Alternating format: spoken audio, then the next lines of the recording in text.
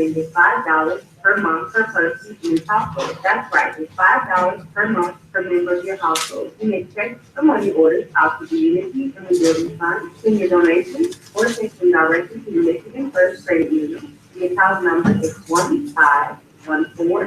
1514-1314. That's 1514-1314. The routing number is 273-078-5. If you prefer, you may do the deposit for you. You may check the money order to the email box 21385, Detroit, Michigan 4861. For more information, you'll also need to see the building fund call 601-786-1333 or 601-786-9788.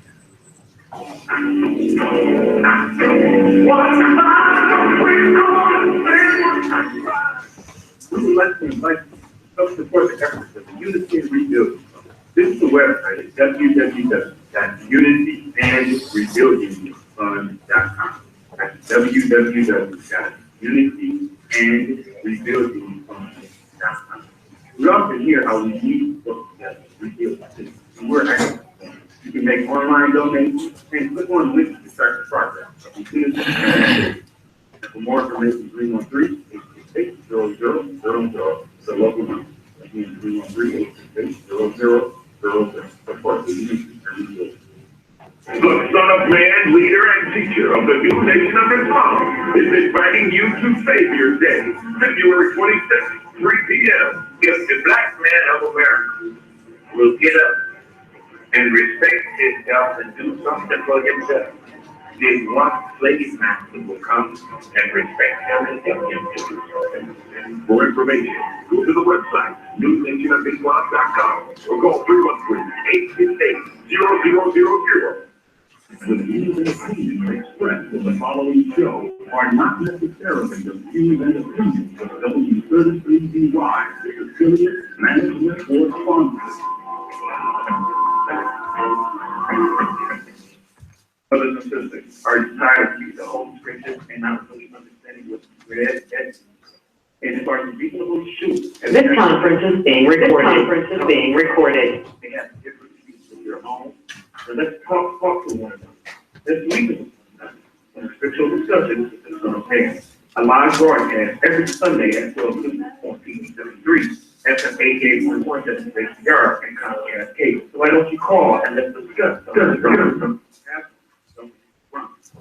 agreement about some scriptures in the true meaning. Let's put in a Scriptural Discussion with the Son of Man every Sunday at 12 noon, right here on TV33, FM 88.1 Destination Yard, and Comcast Cable. You can call in live on the air at every code 213-868-4336, 868-0342, and 868-0351. Of course, the area code is 313. That's 313-868-0336, 868-0342, and 868-0351. And now let's go live to the Scriptural Discussion with the man.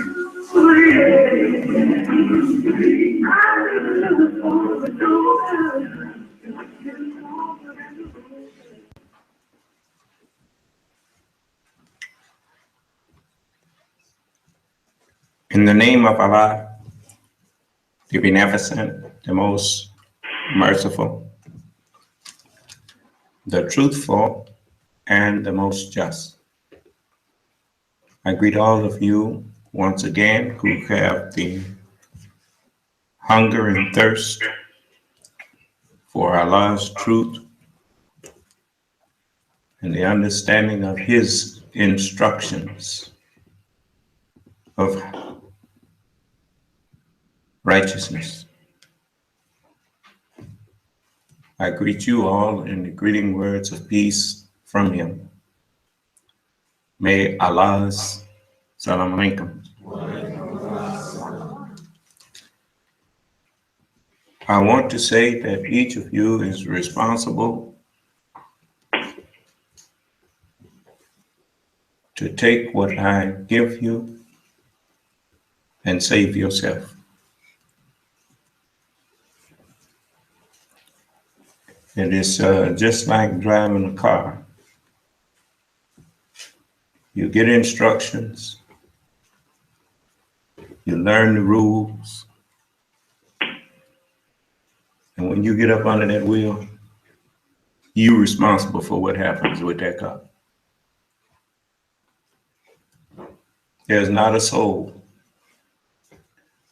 but with it comes a driver and a witness.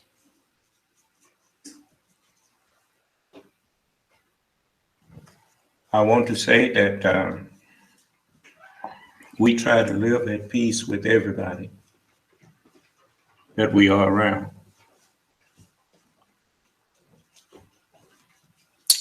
You notice people who have a complaint against me, I let them. I even offered you $20,000 and my life if you can prove that I'm teaching a lie.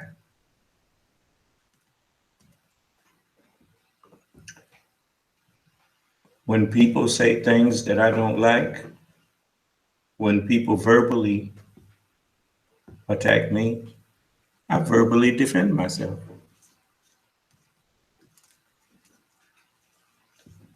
I don't go and jump on them or revert back to training that I had of how to do harm to people.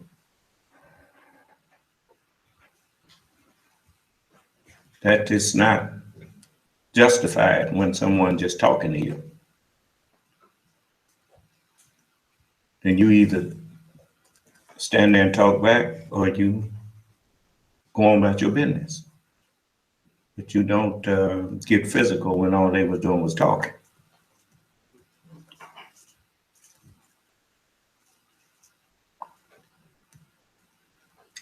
But when people decide they want to do damage to you or your property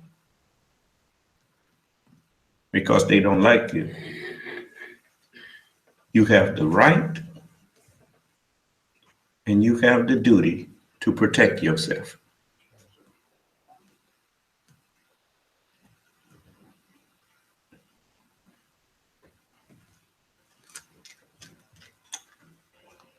I know my rights and I know my duty. Now, if you don't like us, you better leave us alone. That's the only warning I'm giving you.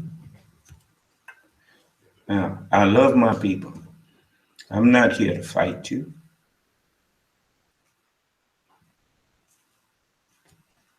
But I'm not here to be ran over by you either. When I had the mind like you have, walking around all day long, I didn't have it as bad as you. But I do understand that slavery messed us up. In order to hold millions of people in slavery, you got to do away with their love for each other. You can't hold millions of people in slavery and mistreat them and do all manner of evil to them if you don't first turn them against each other. So whenever I have a thought to hurt a brother or sister or to cause harm, I always remember that's slavery stuff. But that only goes so far. I can't let you hurt me either.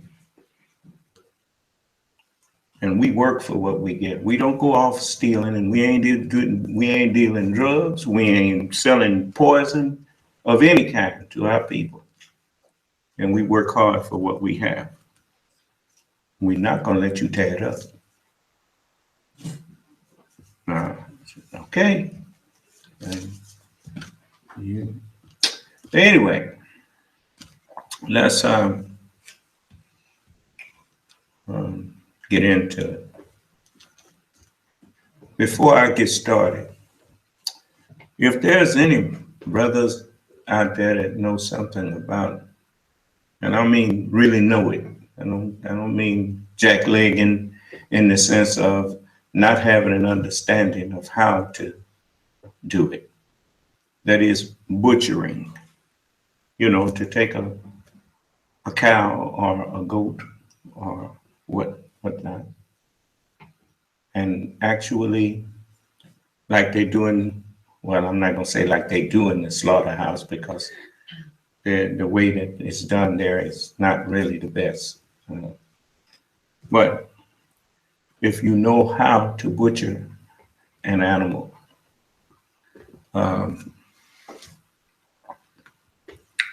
I know brothers that know how to, that are meat cutters. We need a butcher. If you know how to butcher, then I would like to talk with you. Take my number down, 601-786-1332.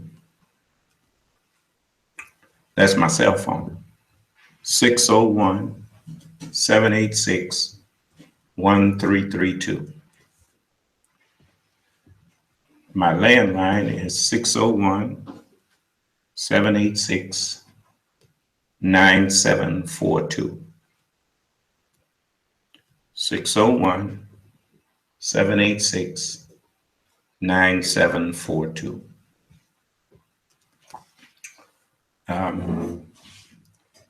You call me, and I'd like to meet with you and discuss a business proposition with you.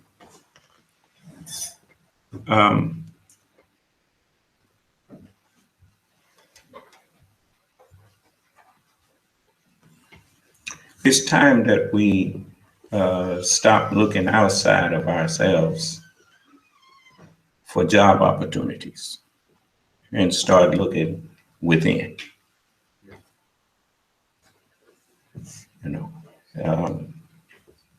It's no accident that everywhere you go in America, Black people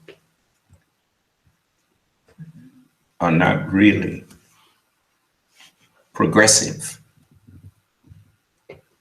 That is because we have been fought against. We have been used as a resource to create reciprocity. Reciprocity is I wash your back, you wash mine. That's reciprocity. You let me do business in your country, and I'll let you do business in mine. Well, in order for much of your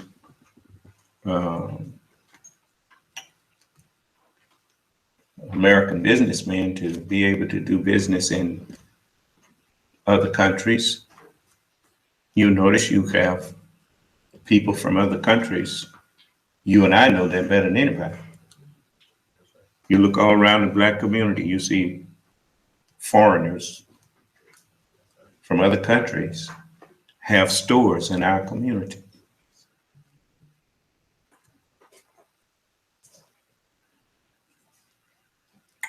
Now, I will grant you that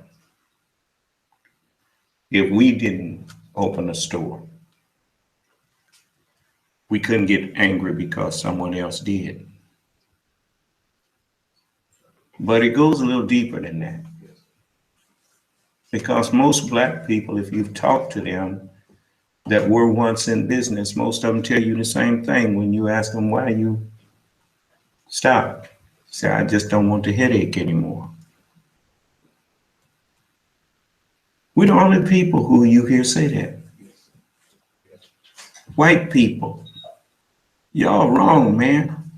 I mean, I'd like to talk with the Ku Klux Klan and the Nazi Party, all of these people that always jugging at us, talking about we lazy and we this and we that. But what about the stuff that you've been doing, your people been doing to us behind closed doors? We open up a store trying to make an honest living, and they don't give us the wholesale price that they give other small stores and whatnot. That's not black people running it.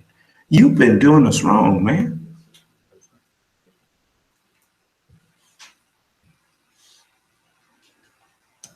You rigged the system against us.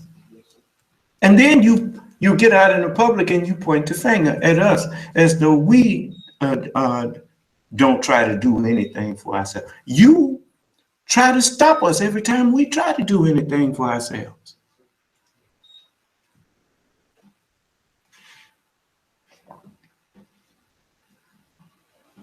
A good example, when I'm trying to raise my children to be respectful, you hear me spank my baby, and all of a sudden, I'm all kind of dirty names.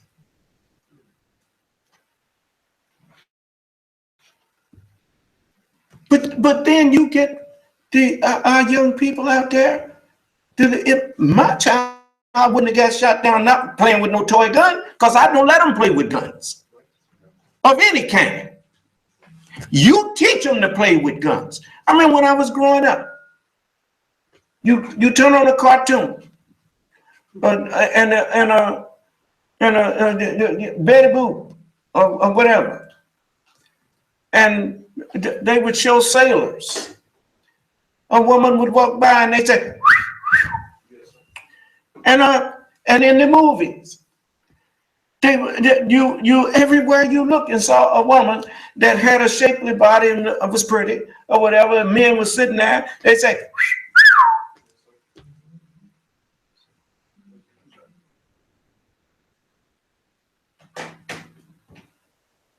and then, now, I mean, they showed us that on TV.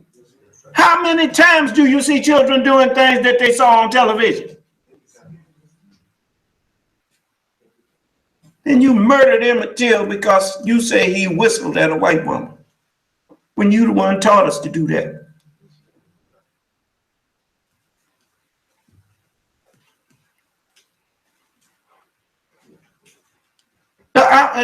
Look how I stand out here in the public and ask black and white people, show me what it is I'm doing that make you hate me so much. Tell me.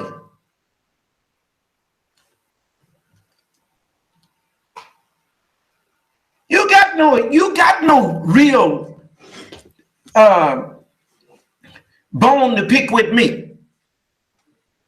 You just don't want to do right.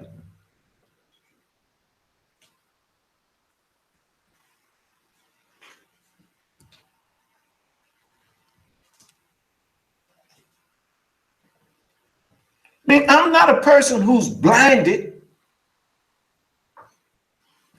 by color.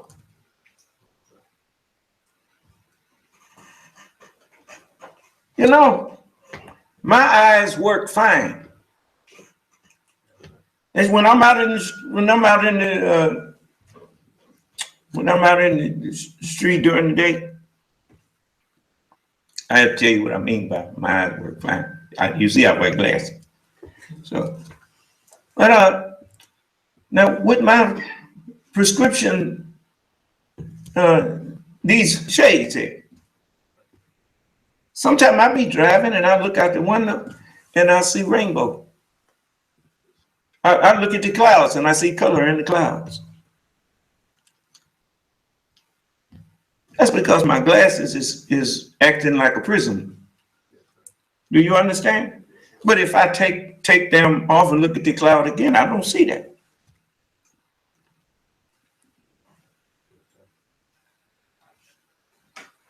That's what I mean when I say my eyes work fine. When I'm my mind's eyes shows me people, not the veil, but I see past the veil, the prism, and I see the real person that's there. It could be a devil. It could be an angel. It makes, you notice, the scripture says, blessed are the pure in heart, for they shall see God. Allah is the truth. When you judging people by their outward appearance, you are not seeing the truth. You don't see the light or darkness that's behind the veil of flesh. You keep listening to me, you'll start seeing everything and everybody. I'll make things as clear to your mind's eyes as the physical sun makes clear to your natural eye.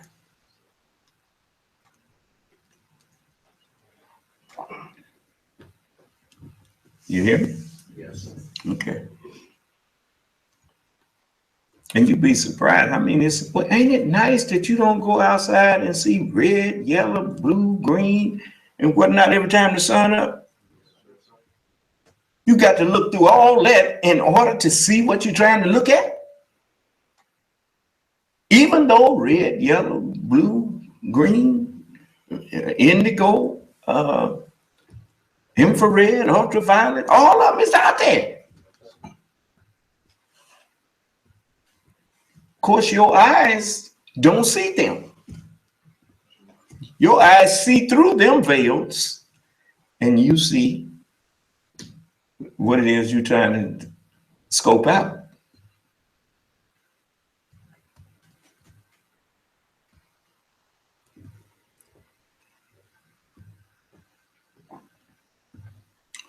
That's the way you have to learn to. Now we've passed the light of truth through prisms, and we found that, Black people have had, we have many colors in us. You take all colors and mix them together, you don't come up with something light. You come up with something dark.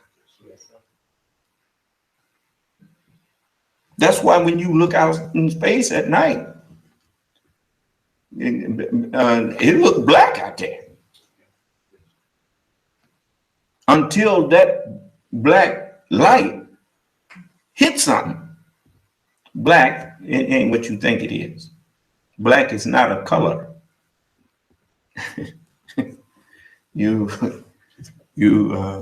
Black is the origin of color. Everything came out of black. So when you say no, it's not a color. It is the beginning, the origin. That's why we are called the origin man, the original man. Do you understand? And they put it in a very, not a hidden way. Hidden because we were not enlightened enough to pick words apart like we can now. Aboriginal, Asiatic, Black, original man. AB, Asiatic, Black, original. You see? So we are the Asiatic Black man. Who is the original man? The Asiatic Black man. Yeah. The maker, the owner. If we made the earth, then we own the earth. I'll give you an example. You look up and you envy birds, right? Have you ever wished you had wings? See, that's why you really don't realize that if we had wanted wings, we could have put them on our back.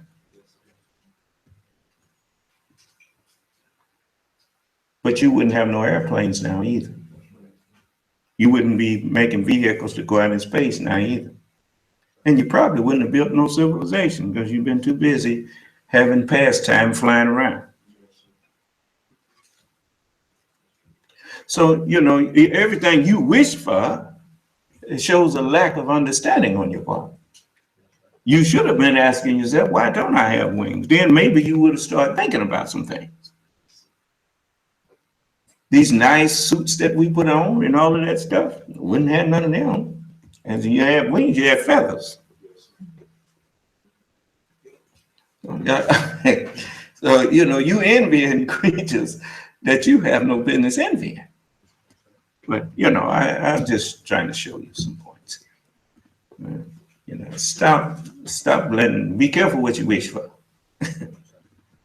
So, you know, just like people wish that they had strong wills and wish that they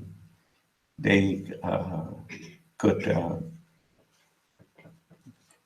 have strong minds and whatnot. And then when they saw what needed to happen in order for that to happen, then they hated it. You know, I look at slavery now like I look at boot camp. As it's behind me now, you know, I mean, you know, that don't make it something that I would like to see somebody else go through. No. That was done to produce a wiser man. It don't take but one. Once you get one, then that one just multiplies. Everybody don't have to be the one to go to med school. Do you know, if you really wanted to, you don't have to have no bunch of medical schools and all of that kind of thing. All you needed was one doctor. And then anybody that wanted to learn medicine, you could have just had them in class. And then when you got ready, if another person wanted to be a doctor, they could have just started working with that physician, and he could have kept on teaching people. And the other ones that he taught could pass that on to others. And he would be the one to determine whether or not you read it, because he could stand there and ask you, okay, what are we going to do about this? And then when you start being able to diagnose and following his footsteps, that's the way they did lawyers. They just didn't have no law schools. That was all set up for us. You know, mainly. But anyway, anything, you know, when you want people to slow down, you put a speed bump out in the road. The messenger told us a long time ago that everything that they supposedly gave you in the civil rights movement, they're going to take it back. You saw the Supreme Court gut the civil rights bill. And you,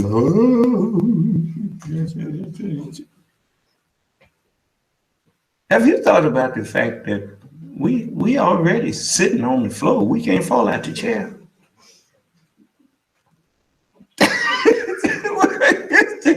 It's the truth. Stop worrying so much. You know who worries? Somebody who ain't doing nothing. I'm just telling you. Check it out. When you see somebody sitting down doing nothing, what's wrong? Well, I'm worried about. Well, sitting there worried about it ain't gonna change it.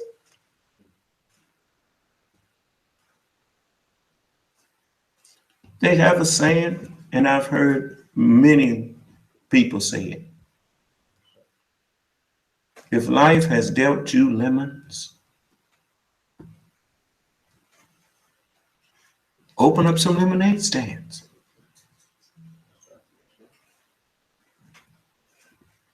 In other words, turn opposition into opportunity.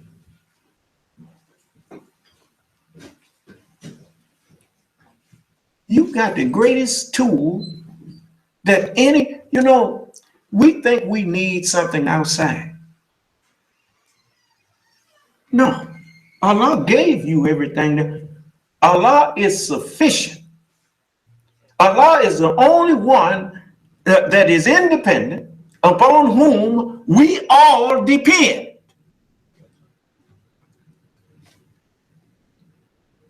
Why did he make us where a lion, if you put us in a contest with a lion wrestling and fighting and we lose?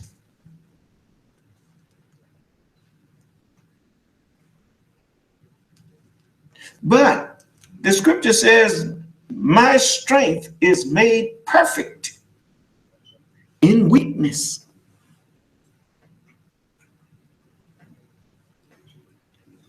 The universe and everything that you see of matter that is formed, mind formed it.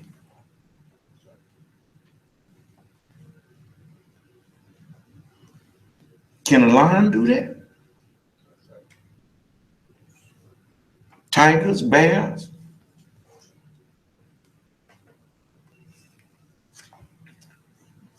You got the gift. You just ain't using it.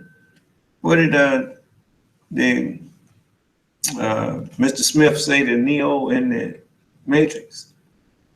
Still using all the muscles except the one that counts, huh?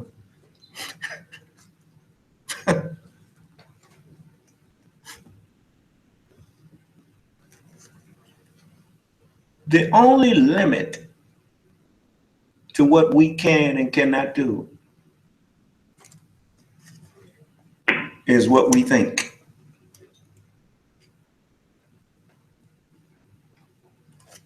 Who would have been able to convince you? You remember when they first was talking about men flying? If God meant for man to fly, finish it. But man's own initiative and man's refusal to accept anything except flight, his refusal to accept that flight for him was impossible. He made it possible. Is that right?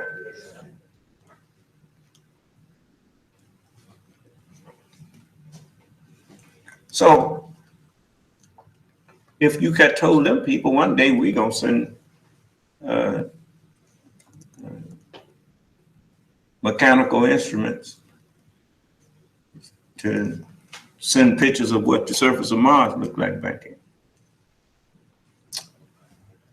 somebody would have said, a homeboy over here out of his mind. Don't pay him no attention. And they'd have told their children, don't listen to it. Huh? So that's a dreamer. That's Mr. Dream over there. And they don't realize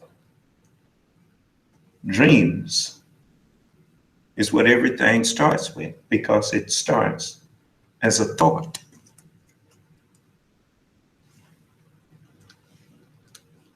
And once a person conceives a thought, you know what conceive means? Conceive means to bring into, to start into existence.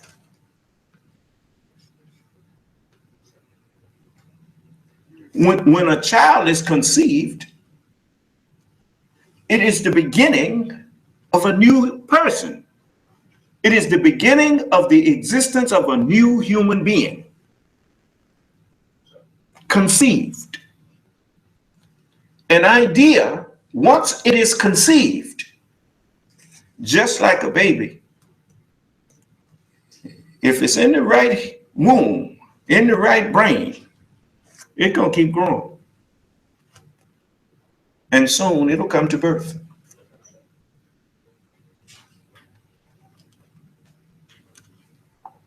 So, but you know, we can't, it's hard to talk to people who, you know, they living in a three-dimensional world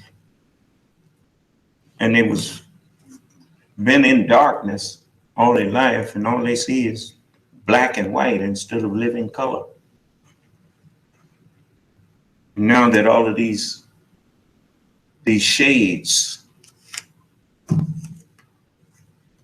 of meaning for words and shades of color, you know how many different shades of green you can walk outside and see on this planet at different times? Even in the summer, when things appear to everything turning brown, but how many different shades of brown do you see?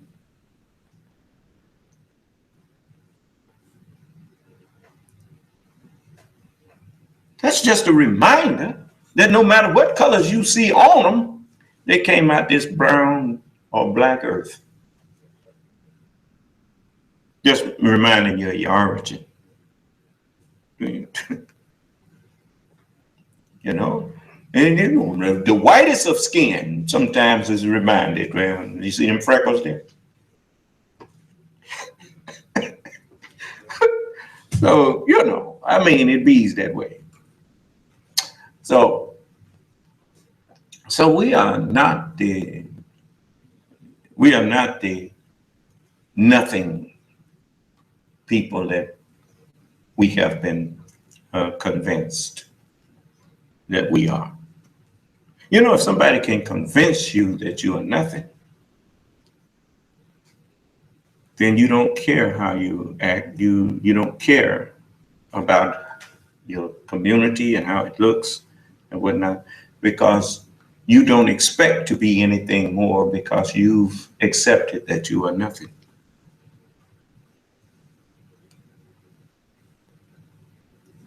And if you see someone that look like you trying to become something more, you say, that so-and-so think he's so-and-so. You remember how we used to say, think he white. Well, he trying to be white. If you're trying to be something, you're trying to be white. Well, it's funny. It's funny, but it ain't funny. It's the truth. You know why white people call some white people poor white trash?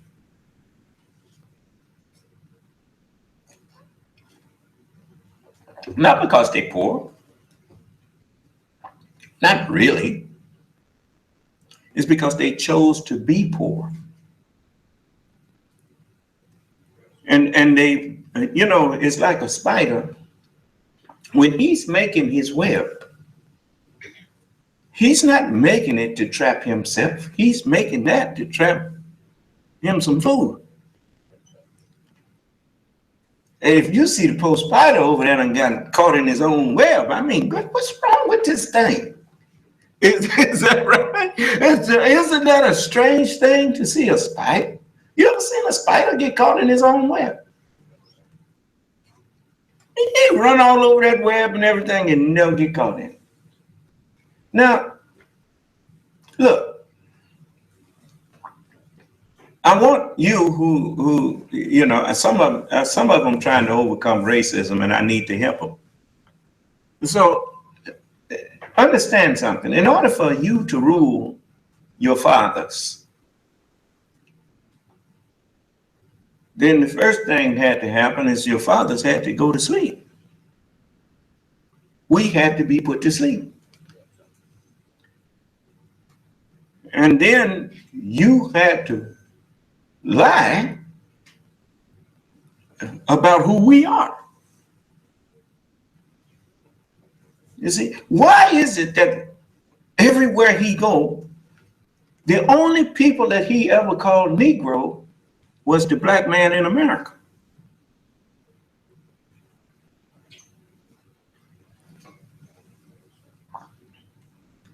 You see, this is some deep stuff, brother.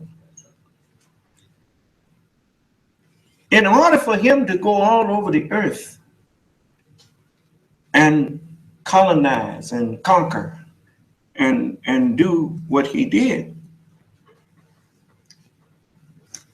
the true owners of the earth had to remain asleep.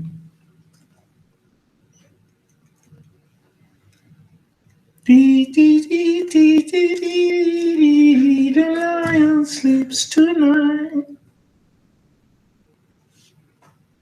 The lion what? Of the tribe of Judah.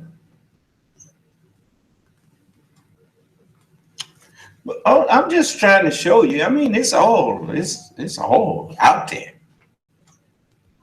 But as we would sleep, since the fathers fell asleep, all things continue as they were from the beginning of the creation of the jinn. The jinn is not the white skin. The jinn is the mind that we put in the white skin. And we created him of fire, of intensely hot fire. What is that? You see this earth? Dust and stuff? Dust is the byproduct of molten rock originally. And you notice the volcanic ash and dust that's around volcanoes, you had people farming around volcanoes for a long time. Huh? Because from that comes your vegetation and all kind of stuff. Nutrients and everything is in that volcanic ash, that dust. Is that right? Now he teaches us that.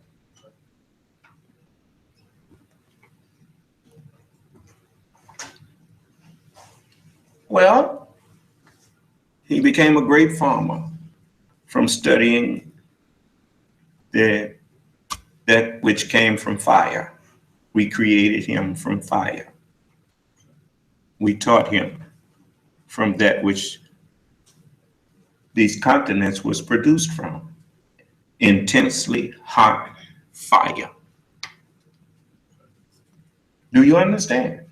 So he has the natural mind that was created from what came out of intensely hot fire. Do you understand? The earth still burns crops into production. It burns food out of itself. You notice that in order to get your food ready to eat, you had to put fire to it. Is that right? Yeah. You like rice, don't you? I like rice. I don't like it right out the rice paddy though. You gotta put some fire to it and soften it up. Is that right? But it come out of that which fire produced. And so the mind that's in him being natural, he's the natural ruler of the earth. The mind that's in him was created to map and study the earth and to pass that knowledge on to all human beings in greater or lesser degrees. You know, remember he told Jesus, all this power I'll give you. He showed him all of his kingdoms, right? But the kingdoms was of the world, of the earth that he was given dominion over. You see. So, but to get back to the poor white trash, you know, when people, the reason that the slave masters never allowed, they never want to let the slave stand up and defend against what they were saying about him. If he did that, they would try to, they would kill him. You don't say nothing, Negro. And because the minute you start questioning what they were saying, you find out it just didn't make no sense. When I was growing up, we said that my man over there talking trash. And when people was talking trash, they was either saying something to pick a fight, or they was saying something that just wasn't true. And the older people, when I used to hear some of the older people, I'm talking about in the 50s now, but the further back you go, trash became the word rubbish, you see. I remember when they used to call the private trash collector, they called him the rubbish man. And here come the rubbish truck. And it was a dump truck with the squishing thing in it, that it smashed the compactor and stuff was in there and everything. Smashed it down. I worked on one for a while with my brother. And he let me make a few dollars with it. But when you look at the average Caucasians, especially those who rule, you think that they could rule and don't know who God is, don't know who everybody is? No, they couldn't do that. They got to know. And so he knew that he had buried us. The black man who was the architect of all of this. And I'm not talking about America, I'm talking about the earth. He buried us under rubbish,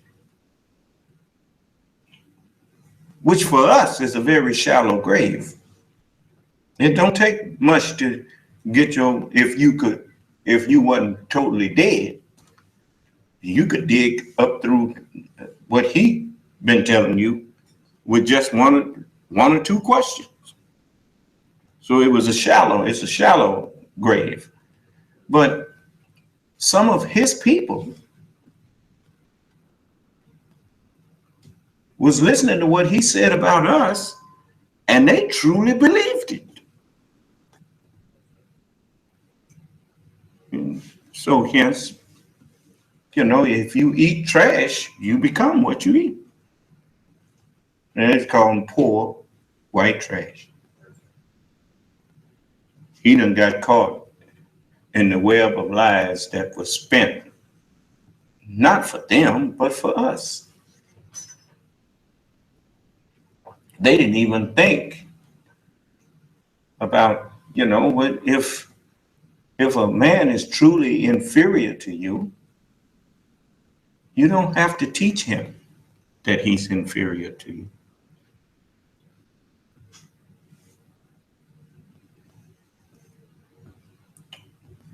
You notice, you who start to listen to me and start to accept the truth that Allah has shared with me about who we are and we're not, you just can't do a lot of stuff you used to do no more.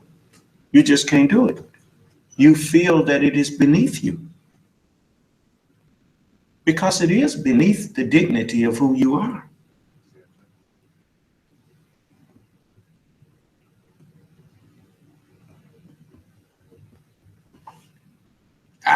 I do a lot of things that's beneath my dignity. So I have no choice in it, really. Because I have to understand you. I have to reach you. Wherever the patient is, wherever the drowning man is, the lifeguard got to try to get to him. And so that's just how it is. That comes with who I am. In all of their afflictions, he was afflicted. You don't have to wonder who that's talking about. That sure wasn't talking about Jesus. Jesus wasn't never a slave. Joseph and Mary were not no slaves.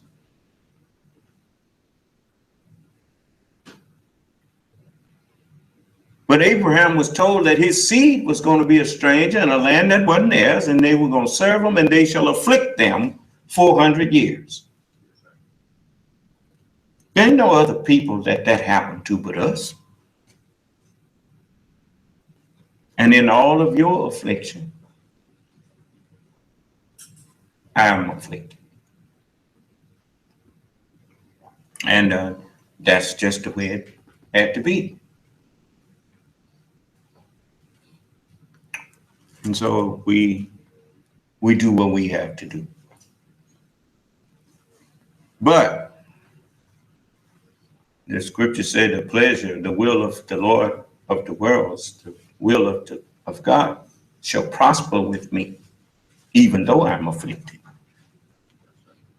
You see us doing that now. I'm talking to the whole world, and I can talk from now until this time tomorrow, and they can't produce an argument to refute anything I'm saying.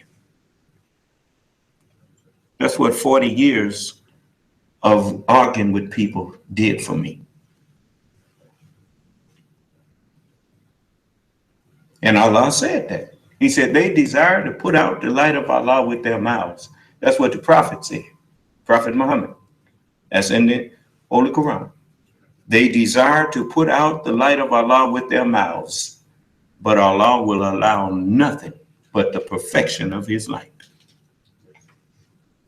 And this old preacher, the name was Abraham.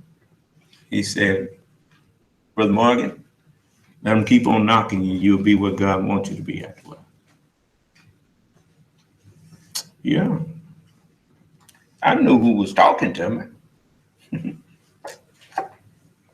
Allah talked to me through people all the time. That's because I'm not proud. You know, I'm very approachable. Anybody can talk to me. You got people walking around thinking they're so important that you got to need an appointment to talk to them, man.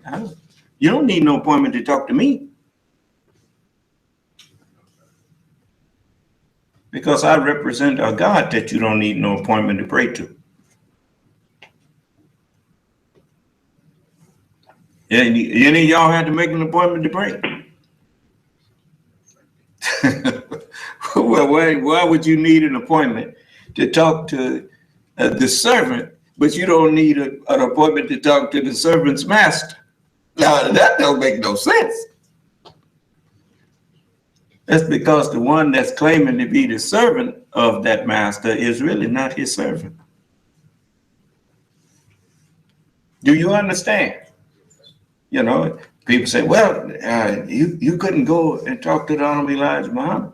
The Honorable Elijah Muhammad wasn't here to go back and forth and into the depth of understanding of the Holy Scriptures and whatnot with you. He was here to deliver a message and told you you can believe it or let it alone. He said, take it or leave it. He even told this woman, they just kept on and kept on and kept on. He said, I ain't got time to stand here and argue with you. He told her that.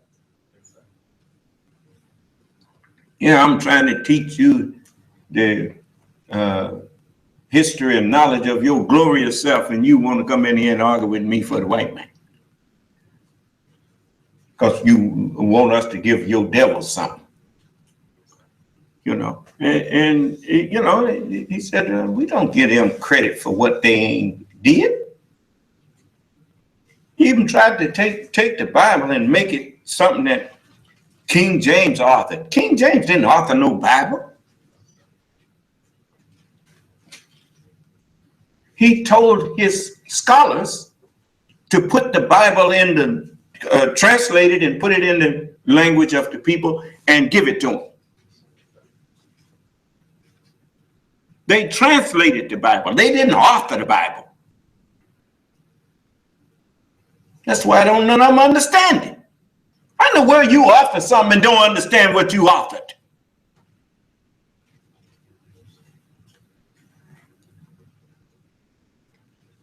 Now,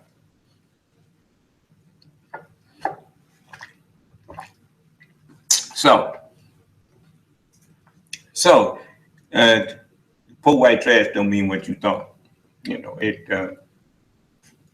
that's just a poor white man or woman that have believed or bought into the lie that their skin makes them better than people who are not of their color.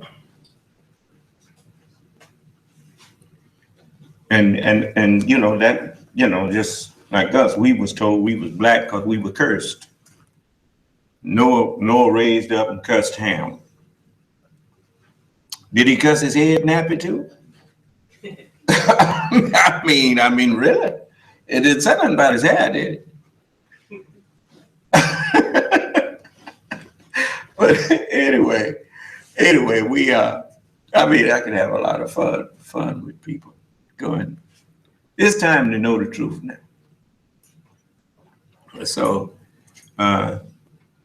you know, everybody, I want you to get out off them high horses you own and ride on a donkey for a while, ride on a mule. That'll lower your pride. That's what I mean by that. I mean, you finding out you really don't know a lot. As much as you hate me and can't come in here and say nothing to condemn me. You got a man out there calling himself the new Allah in Baltimore. The new Allah. And if, yeah, I wish he'd come in here so I can meet him. But these people making up all of these fictitious titles for themselves. And it is fulfilling what the Honorable Elijah Muhammad said. He said, he told our people, he said, I'm the last man to try to pull you out of the deception of the white man. He said the power of the white man. I'm telling you what that power was. He said, I'm the last man. He said, the others, they coming to destroy you for not listening to what I'm teaching. I see people getting destroyed every day, you know, just listening to lies and buying lapping it up like a hog, lapping up slop. Deceiving and being deceived. And that's written too.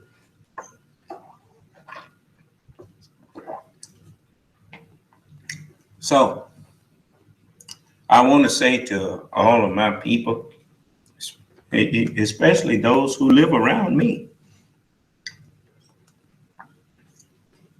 if you got some ideas for business, I would like to talk with you. We got to start helping each other. Yeah.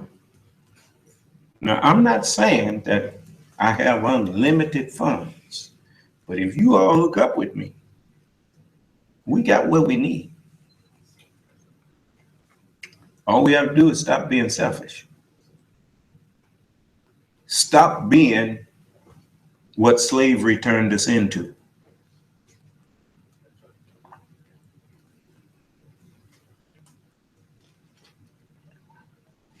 Huh? And you come on, I help you change. You know, I got a lot of things I want to do for you. You give me a chance, I will. I want you to hear the Honorable Elijah Muhammad, and I'm going to show you. You remember he said, there ain't nobody coming behind me but God. He said, I better tell you that. Well, there's a lot of depth of meaning to that.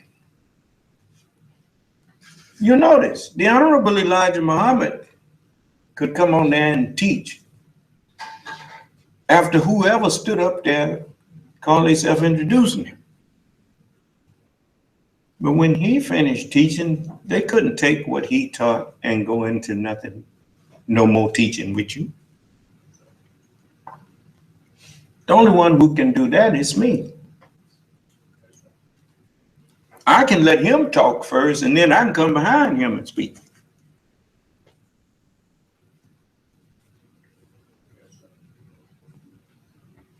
And you can't say nothing.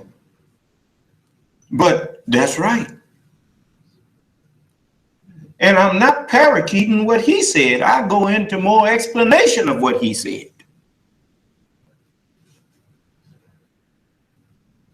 As he said, nobody coming behind him but God.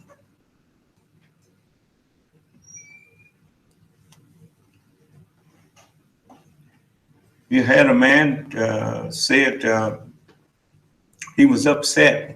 I mean, he said what Geno Jennings had to say. He said, fools, man is not God, God is God.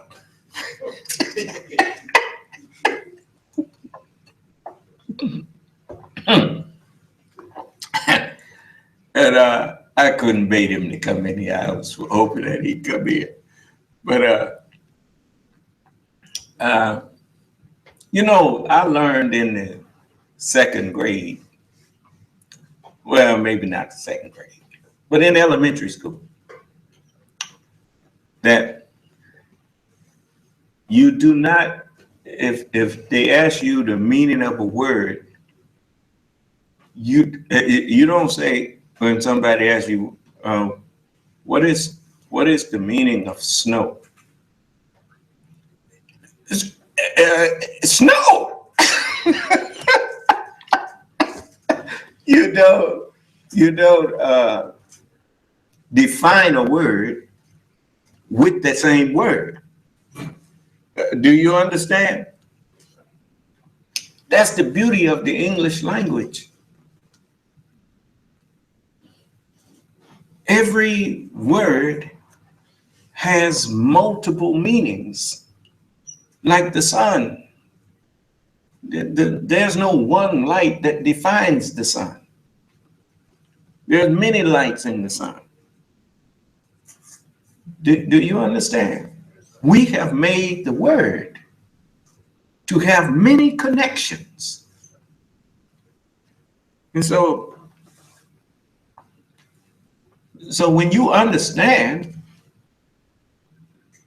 the Holy Scriptures, it's impossible for you to sit up and say God is not man. Especially when, as the Holy Quran says, Allah is sufficient as having charge of affairs. That's what man means. It means to take charge. But you think man is this flesh and blood in here. You know, it's just like a child. When I was in elementary school, words had one meaning. You drew a line to the meaning. You know, they didn't tell you a bunch of meaning. They didn't want to confuse you. So they gave you one meaning, and they didn't say, now this is one meaning just because this is elementary. Words have more than this meaning. They didn't never tell us that. They probably told white children that, but they didn't tell us that. Yeah. But, you know, if you want to be his equal, you got to make yourself that. He's not going to do that. You don't know no history of any slave that was made the equal of his master. That just don't happen. If you get equal, you have to make yourself equal. You see? Now what he sees now, he's starting to see that he didn't teach me these things.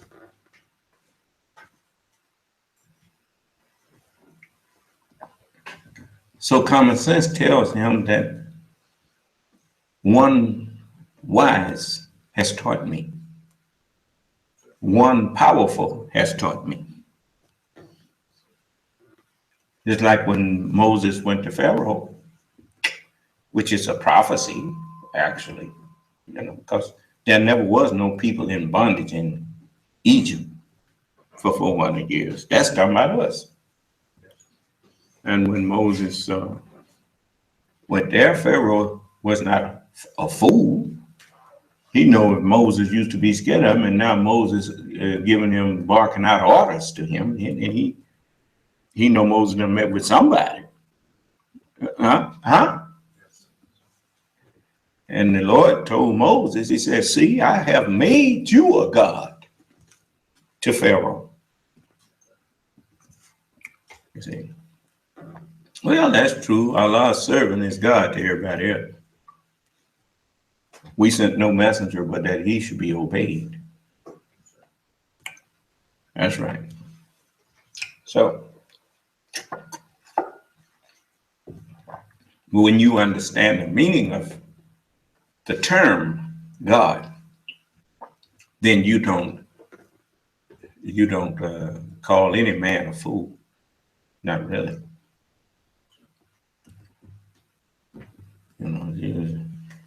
Any man who's representing truth to you, you in danger of hellfire calling that man a fool. So now I want you to hear the Honorable Elijah Muhammad. This is something that all of you need to hear. I want you to see what the Nation of Islam's roots are. I want you to hear my roots.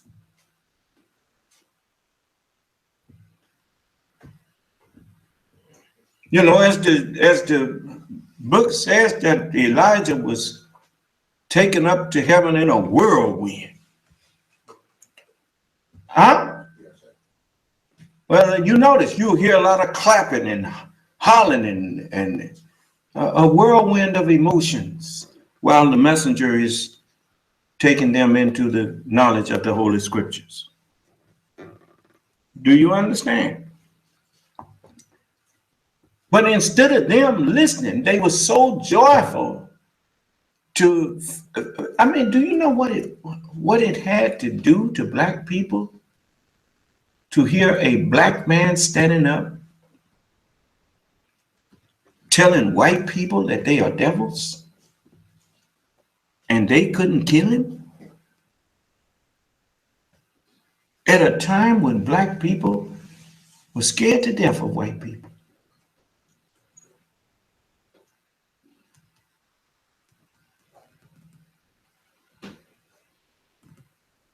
But a man named Elijah Muhammad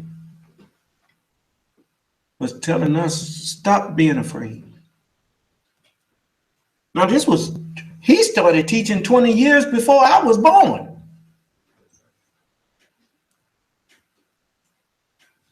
Preparing the way for me.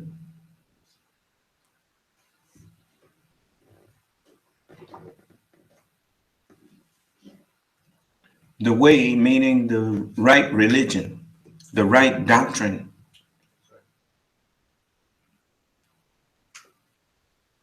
And he had to wait on me to get old enough. As Muhammad, the Holy Quran was revealed to him over a period of 23 years. In 1973, in November, I would have turned 23. So the Honorable Elijah Muhammad had to wait on me, as he said that Allah had another book prepared.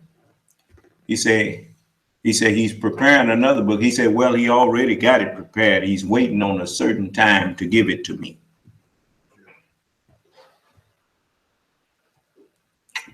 And so he gave me to him in 73. And he said, our Savior has arrived.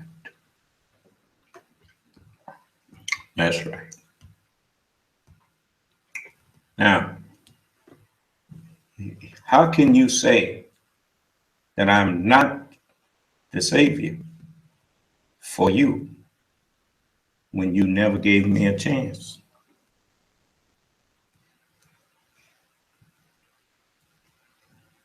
I know one thing, you didn't find me begging.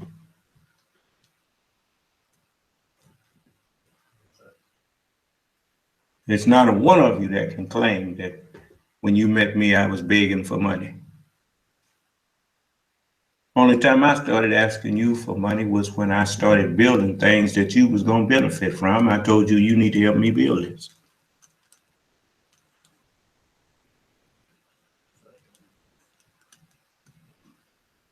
But as far as getting in a crowd of people, getting in a building somewhere and passing a bucket or passing a collection plate,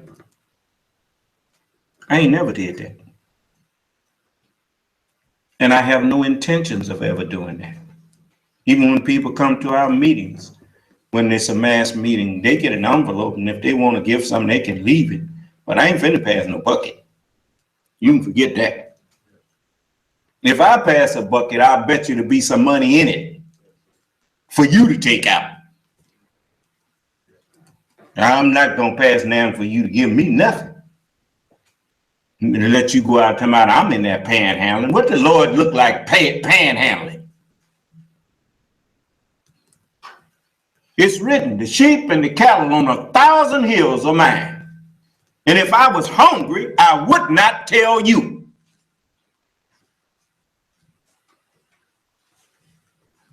I'm already got to push away from the table. I done gained 20 pounds more. I'm heavier now than I ever been. It don't take but a little bit to feed me. Well, I don't need to eat. I need to fast. Well, it's the truth. So it's done got hard to fast though, because people, you know, people kind of, it's so much I got on me to do, and you know, it's kind of hard to do heavy lifting. I was down there today, and to show you that even me, I have to take my own warnings. You know, I was putting a board up today and getting ready to use the nail gun, and my hand was close to the edge, and the thought came to me and said, you know, your hand too close to the, I'm sitting there thinking, your hand too close to the edge, you ought to move it back some. And instead of me moving my hand back and say, it's okay, it's gonna be all right, I shot that thing, and that nail sure enough bent up there. Instead of going straight in, it bent up, came through the wood and stuck in my hand. And I had to laugh. It didn't hurt too bad, but I said, I should have did what came to my mind to do. Allah gave me a warning, and I still didn't listen. And, you know, because generally when you see you doing something that could be harmful to you, you just move, right? And so even though I foresaw it, I still ran into it. And that's what this bandage is on my hand. But I put some, what you call camphor-phenique on there. And it don't hurt now. It just, you know. And it didn't stop me from working. It was just the point that I foresaw it and still didn't do nothing about it. And that's not good for me and nobody else. Do you understand? You know, so I shared it with you. Now I want you to listen to the to this. This was called the Theology of Time, and you're going to hear the messenger, and you're going to hear the secretary, and all of them who was supposed to be his followers. But the one thing that the Holy Quran said that kind of showed something different was that Allah said that when Allah's messages are being recited, remain silent and listen to its recitation.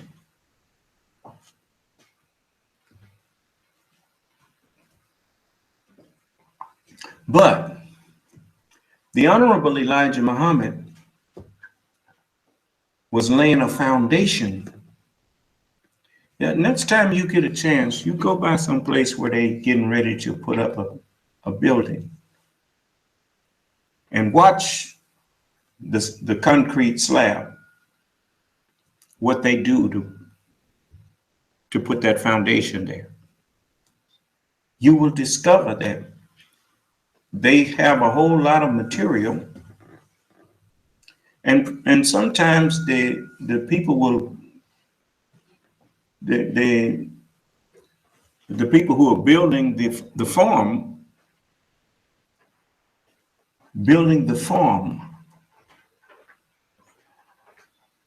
will take what you would have thought was nothing but a scrap, and they'll use that scrap in their farm.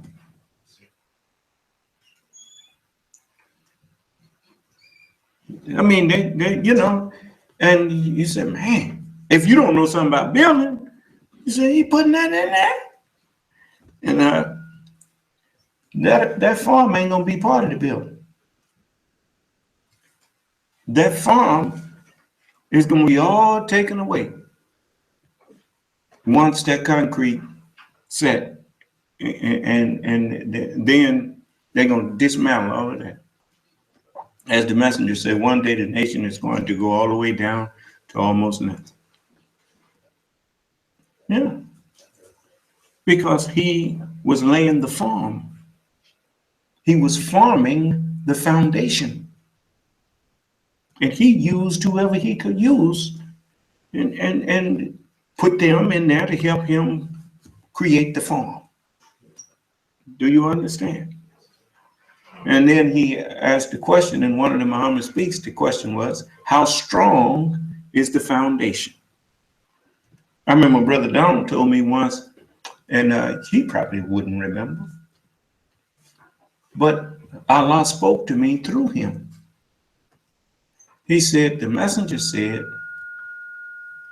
that if a lot of us knew the truth, we just going back in the grave now.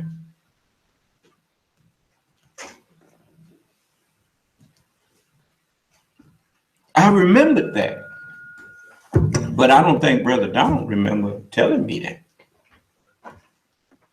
But I remembered it because what the messenger was doing, as he told the preacher, he said, Reverend, if you are here, I'm glad.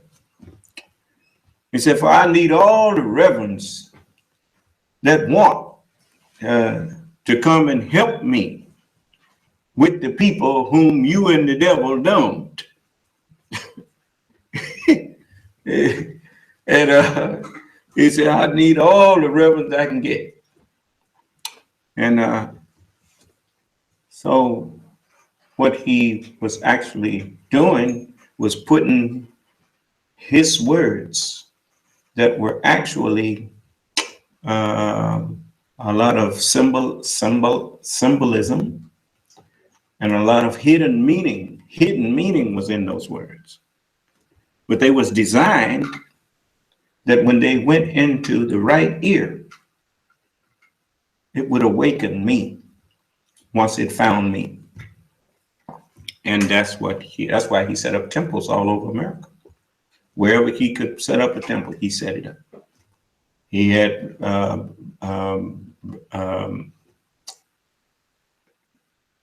Minister Malcolm X. He went all over America helping set up temples. And he, you know, as the messenger said, when he was in the circle with us, he said he was a good man in it. He never tried to take credit away from Malcolm. But Malcolm refused to stay in the circle. And he began to turn on his own benefactor. And you see what happened to the poor man. And so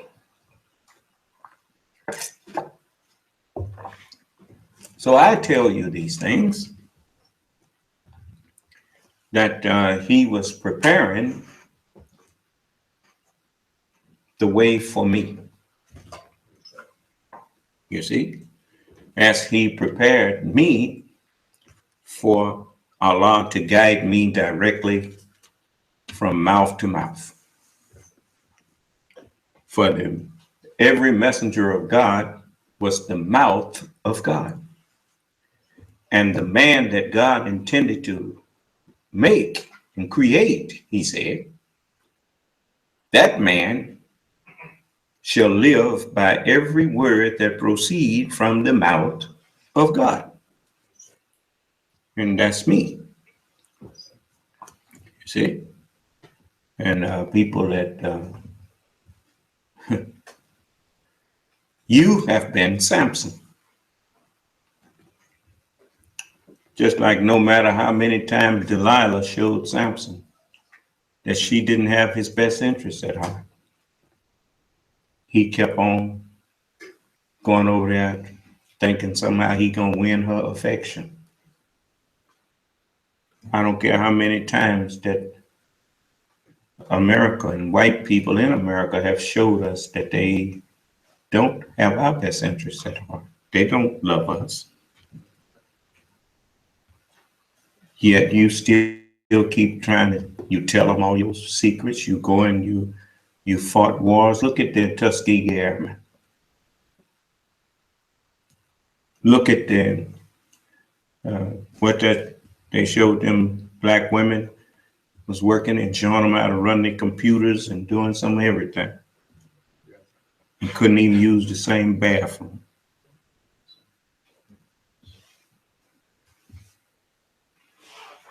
Now you got your strength. You got doctors, you have lawyers, you have engineers, you have educators, you have every imaginable skill.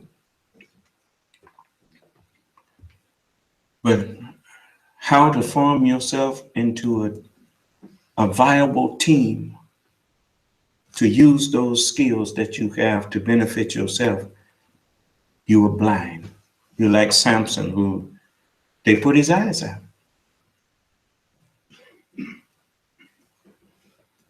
Blinded you.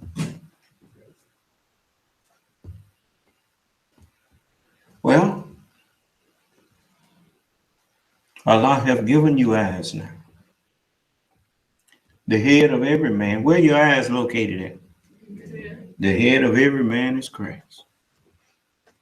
And the head of Christ is God.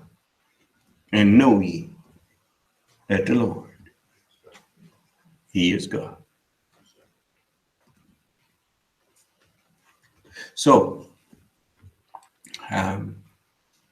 does anybody hear me say anything that you think is wrong for me to say? I welcome you to come in and correct me. Yeah, question is What you mean? It's not working. Let me turn it on then. It should be working.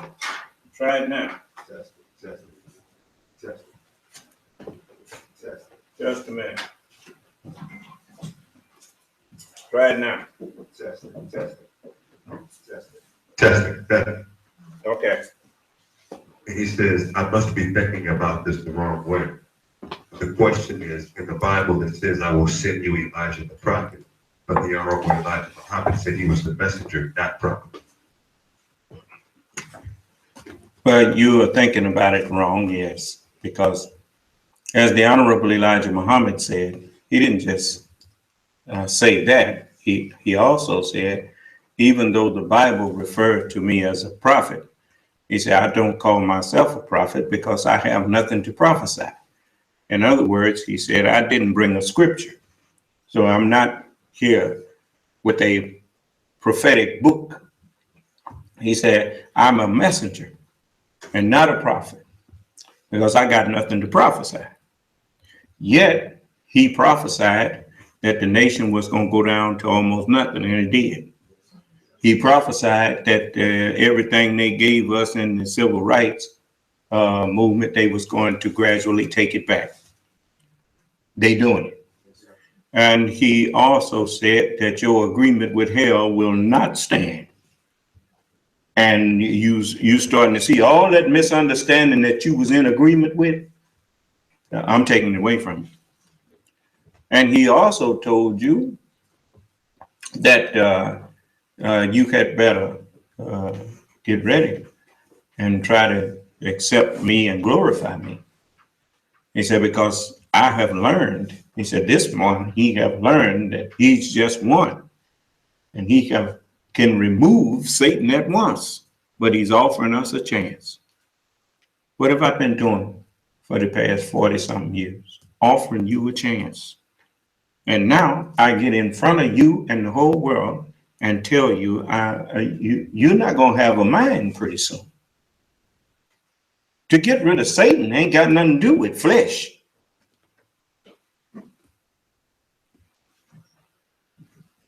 You can't get rid of Satan by getting rid of flesh. You get rid of Satan by destroying the mind that we call Satan.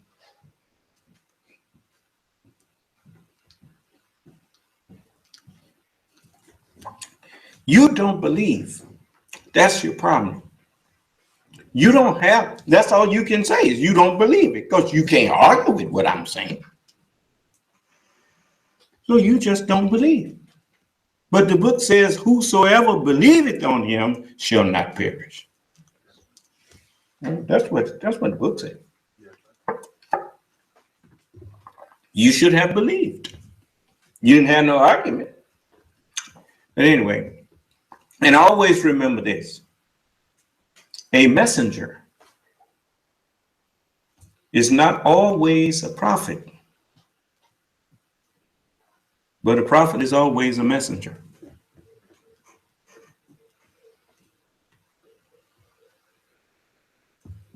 You see? So that the term prophet didn't always mean someone who was here to prophesy about the future or to foretell future events. They use the word prophet like you do preaching there. As the woman at the well said to Jesus, I perceive that thou art a prophet. Well, she meant that you must be a preacher. People say that. I was at the Walmart. I was traveling once. I forgot what state I was in. And I went to Walmart because I had a little car trouble or something. I forgot what I went in there for. But anyway, I was at the automotive part in Walmart. And there was a sister there. And so I was standing up there and I was, talking with her. She said, you a minister, ain't you?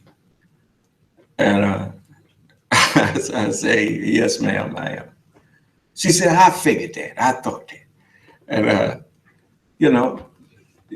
that's the way people can kind of perceive from your actions or your deeds or whatever, and they will surmise certain things about you. So prophet didn't always mean a foreteller of future events. It also meant a preacher. Do you understand? And so, but the Honorable Elijah Muhammad, he cleared it up because, as he said, I don't call myself a prophet. Even though the Bible calls me a prophet, he calls Elijah a prophet. He said, but I don't call myself a prophet because I don't have nothing to prophesy. He said, what you need is direction, and direction is a messenger, not a prophet. And so I got nothing to prophesy. That's what he said. That was a good question. It's a legitimate question. Okay, so now I want to let you hear from him something else that will help you.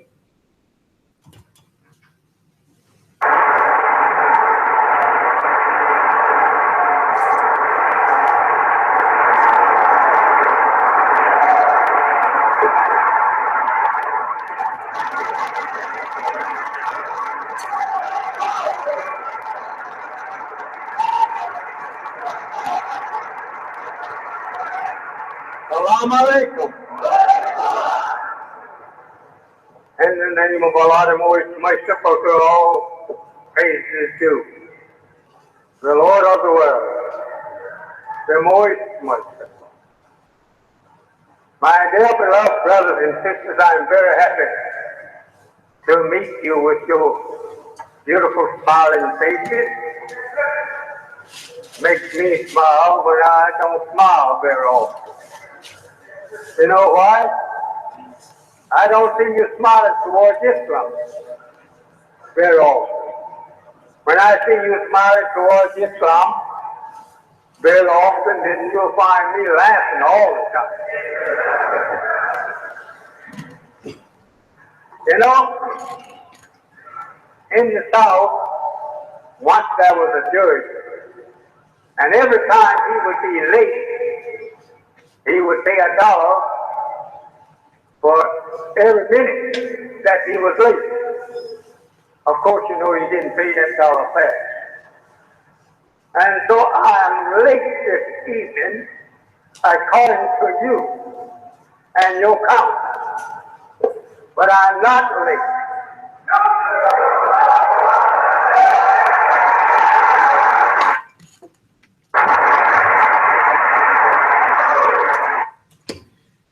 Now, you know, the Honorable Elijah Muhammad, I remember he used to kind of play with words a little bit to show me to stop thinking in black and white. Words have more than one meaning. I didn't start thinking like this until after he finished teaching me. I want you to know that I wasn't no smart little fellow running around. I'm not gonna stand up here and pretend that I knew all of these things all of the time, because I did not. He started me to thinking like this. I remember once he said I was born down north, and immediately in my mind, when I first heard it, I said what he really meant was down south. And then he said,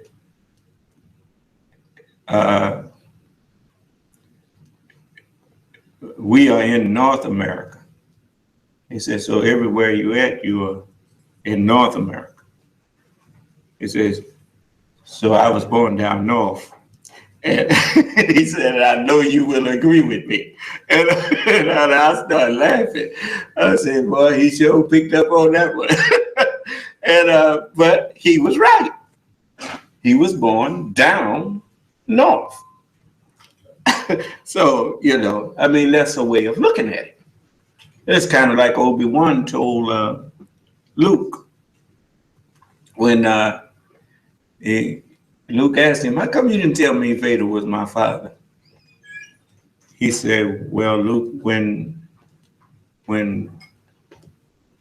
Anakin turned to the dark side, then the good man that was Anakin became Vader. So Vader, he said, you told me Vader killed my father. He said, well, the good man that was Anakin, when Anakin became Vader, then Anakin died. He said, Luke, you will discover that many of the truths that we hold to depends on your point of view. And Luke said, point of view? But he didn't understand. See, that's the way a child thinks. A child always thinks everything is black and white. But as you grow, you start to discover the shades of meaning of language. And so, as the Honorable Elijah Muhammad was saying, even though you may say I'm late, he said, but I'm not late. And then he said, because late don't always mean not down on time. Late sometimes mean they done passed away. The late Marcus Garvey, the late Martin Luther King. Huh? But the messenger said, I'm not late. And then he knew that one day you was going to be saying he was late, the late Honorable Elijah Muhammad. But you don't hear nobody say that. You know why? He finna answer that. As long as you see my followers here, I'm not late.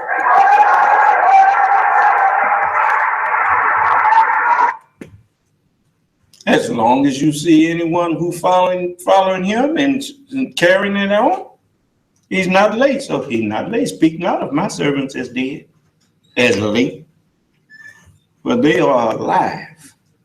And though absent from that body, they right here with me.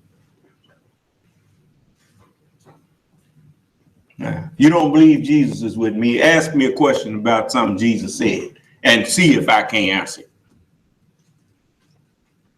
I can ask you plenty of things about the one you claim is with you, and you can't answer. But I can answer for all of them. The Bible is kind of like us. 75% water, and there's 3/4 water and 1/4 land. That's like the prophecies. Some of it is 25% of it is history. As you read the history of David and the Philistines and all that stuff. That's not a prophecy, that's a history. But Moses lifting up the serpent, that's a history. You know, the Caucasian, he never told you how did he get out of the cave. In Masonics, he teach you how he got into the cave and marched across the desert, the burning sands with nothing on but aprons and whatnot. But he never told you who brought him out the cave. But Moses did that. The one who you read of in the book of Moses. Yeah. The Torah, the one who brought the Torah. Yeah. The law. And but the prophetic Moses that brought some people out of Egypt and whatnot. No, that's me. You see, just like the book teach you about, it says, search your scriptures, for in them you think you have eternal life, and they are they which testify of me. But you will not come to me that you might have life. So you get all mixed up. But I'm here to keep you from getting mixed up. If you stay behind me, you won't get mixed up. You go on your own, you're going to be just what you was before I met you, mixed up.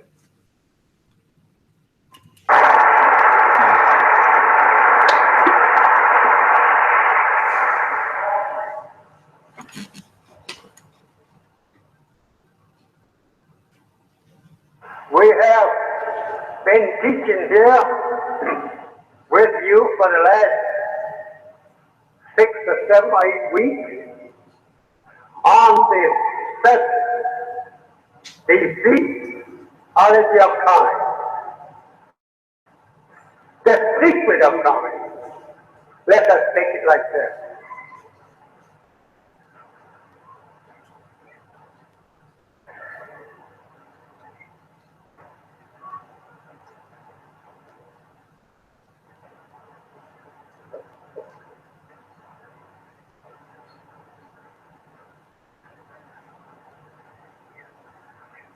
You may be seated.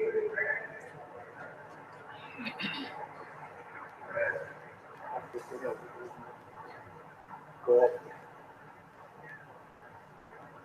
No, sir.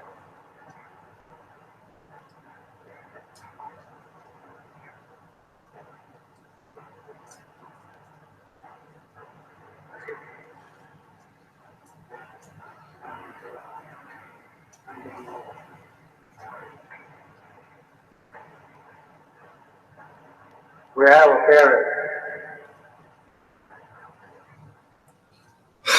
Wait there to do this afternoon, pardon me. And the secretary here, I would like for him to tell us a little announcement to us.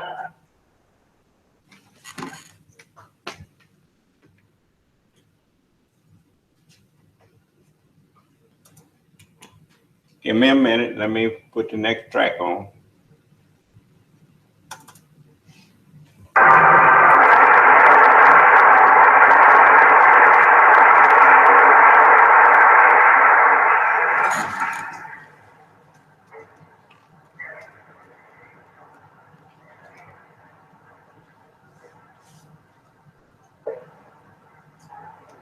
We want to thank you, whom the secretary have called off, for visiting us here this afternoon. We hope that you will enjoy yourself, and that we're going to do all we possibly can to get over to you all that we can, so that when you leave here, you will have some knowledge of us and our presence in the world.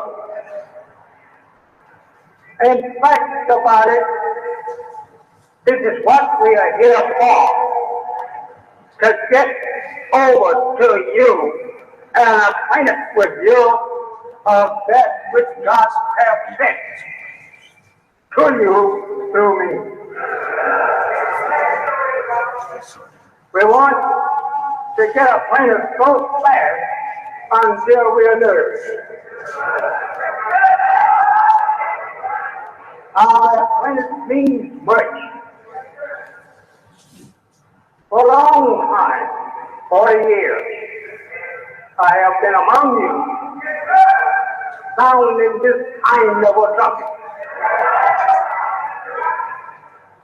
So there was an end to Noah sounding his trumpet in his day and time. There was an end to Abraham and Lot sounding their trumpet in Sodom and Gomorrah. People at their time.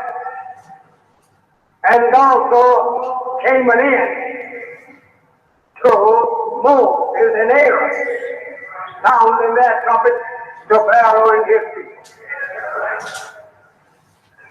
These kind of trumpets is the mouth of men and the words proceeding from their mouth.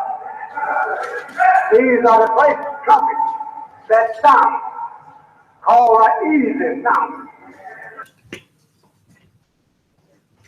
Now I want you to remember, the whole world could not be judged if the whole world hadn't heard. That's why we published the Holy Scriptures and put it in the hearts of people to republish them. And, while they was, kind of like birds. Babylon is called a cage of every unclean and hateful bird, right? But people saw that the word of God could be used to give them power over other people. So they started really publishing it. And it's been put all over the earth. Like a bird. A bird ain't got no teeth. So he swallows seeds and he swallows them whole. And then they fly and they drop that seed intact, surrounded by that little envelope of boo-boo.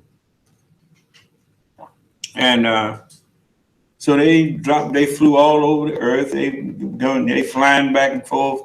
What the man say? He need him a new jet for 60 what? $60 million jet. He flying all over the earth preaching,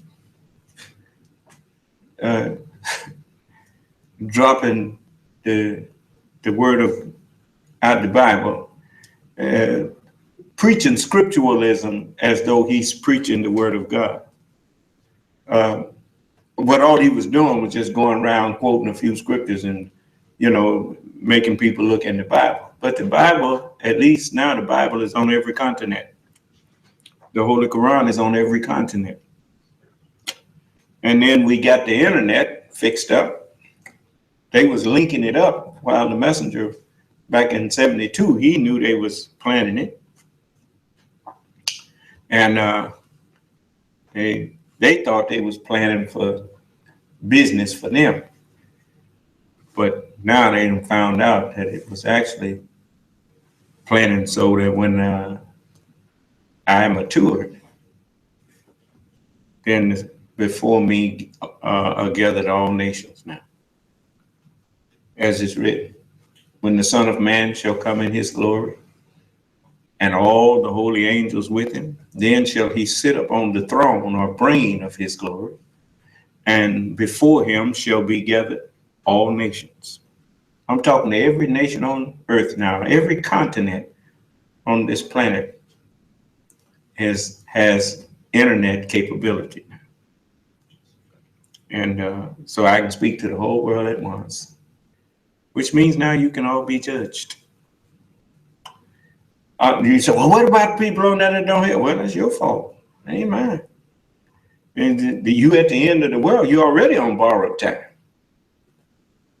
So it's Son of Man, give them warning whether they hear or whether they forbear, whether they hear you or not. You notice a tornado do that. Tornado come and you may get warned and you may hear the warning or you may not, but it's coming anyway. Is that right? Hurricane coming, whether you hear it coming or hear it's just coming or not, because it is a warning. It's all kind of warning signs in nature that let you know something finna happen. You remember when that tsunami, before that tsunami hit, the animals was all running and getting away? A warning. But you were heedless of the warning signs. So what can I say? I mean, that's what time it is. Are y'all cold? Turn the air off, Jabril. Just flip it to off because it was hot in here earlier. So let's go back. Because they're coming from man's mouth. The other prophet is not heard directly from the mouth. It passes through some mechanical instrument. That's the kind of trumpet I'm warning you to be aware of. They are lifting it up now. Don't forget that you're in the time that has been kept hidden from you by the enemy of the time. Why they keep this time is secret from you? Because they don't want you to know the end of their time. They know that you will be happy to meet your God and serve him, because they are not the God that loves you and wants to serve you with freedom, justice, and equality. So therefore, they keep it hid. But Allah has raised me up from telling you these things without fear.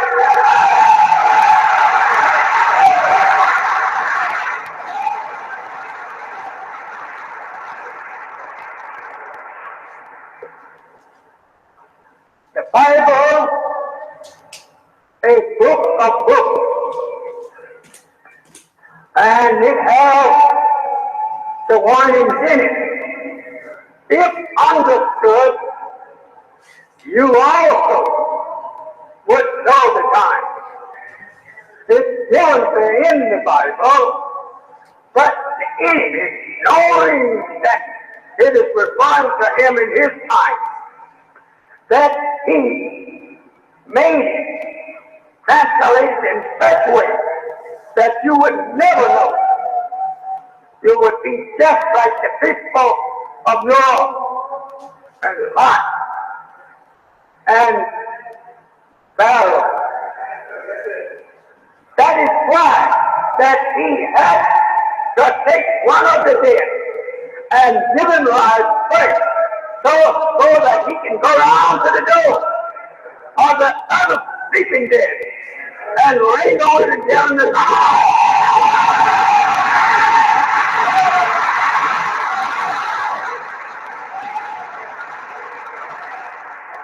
in this knocking on the door, so rouse the mental sleeper that he may wake up, turn on to his own kind that is already awake. It is due to the fact that an enemy is shaking them to sleep as fast as a wake up. I shall sleep. The enemy, the blue-eyed Caucasian race, have had the right to keep us asleep for 6,000 years. Now he admits to me that he knows that this time is meant for us to rise. Like he said to me in Washington, 1942, he said, Elijah, we know this would come for a long time. But if you had started preaching it 20 years ago, you'd have been shut out right now. Think over that. Me, little old boy, standing before what? And getting such answers against you. And to verify the Bible teaching and all of why that they give all the prophet. A prophet of life, a prophet of death, has no place among the white race before today. They have tried to kill me, as you know, for many times. Many of you know that. They're still trying to do so. Through you. He's afraid himself that he thinks you are foolish. And that if he tells you, go down there and kill life, you Satan will listen to him. You just accept it. You never loved yourself, and therefore you could not expect to be loving me to not try and attempt to take my life because the devil told you so. But there is a boy standing on this platform that you, God, he can put that small time step over.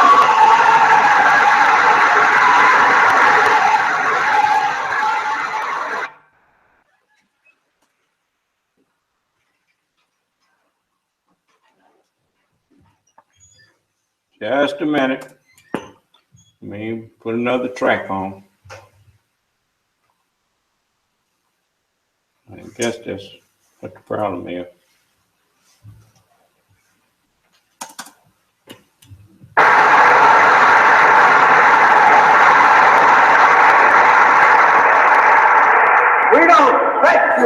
those thinking that your gun will go off and kill me.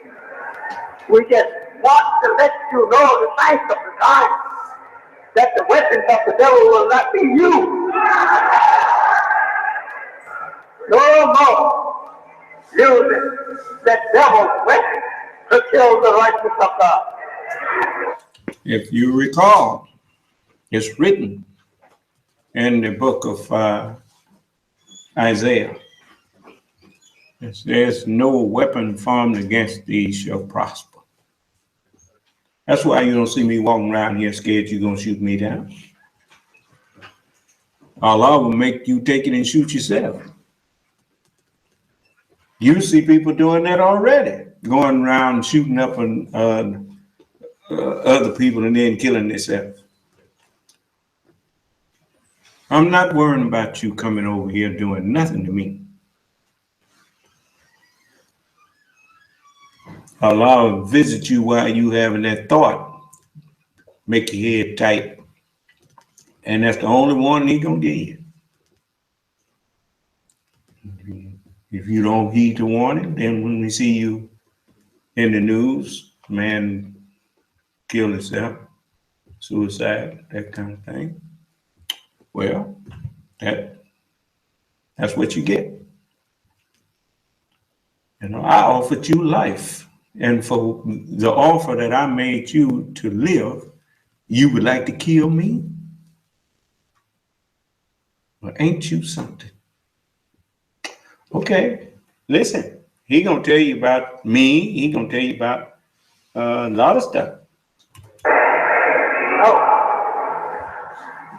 This is your wrath, brother. Your wrath. So,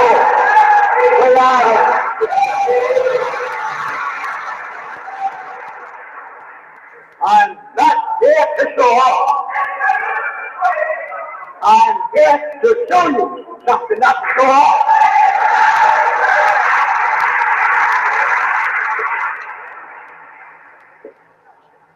The secret of the time been kept from the white man of America so long that he himself don't believe in God.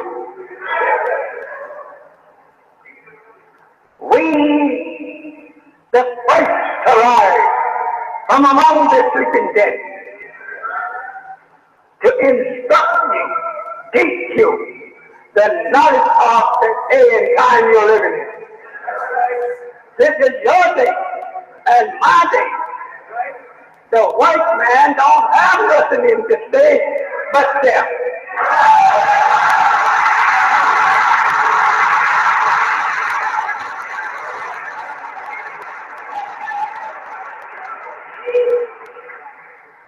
We can be proud if we want to, just because we may have a few dollars.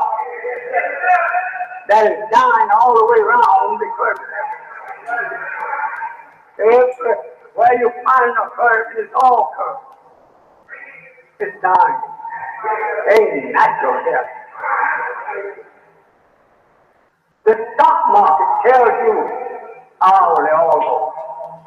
What your money's done. It's dying. I begged you last year, never go back. To loan me your money. Pay you 10 cents on the dollar. But you think your great God, the devil, have plenty of money. And I will give it to him and let him pay me after the summer. Really so. He won't be getting any himself. Nor you. But there will come a time. I want you to remember I'm not Democrat. He will come out making you to believe that he has a great future. God will fool him like that. Get you. Like he did all the other great strong people that he destroyed. He gave them a little break before their actual death. Made them to think that they were going to live a long time. But after that little deceiving break of joy and happiness in their way of life, death came to them right in the midst of it.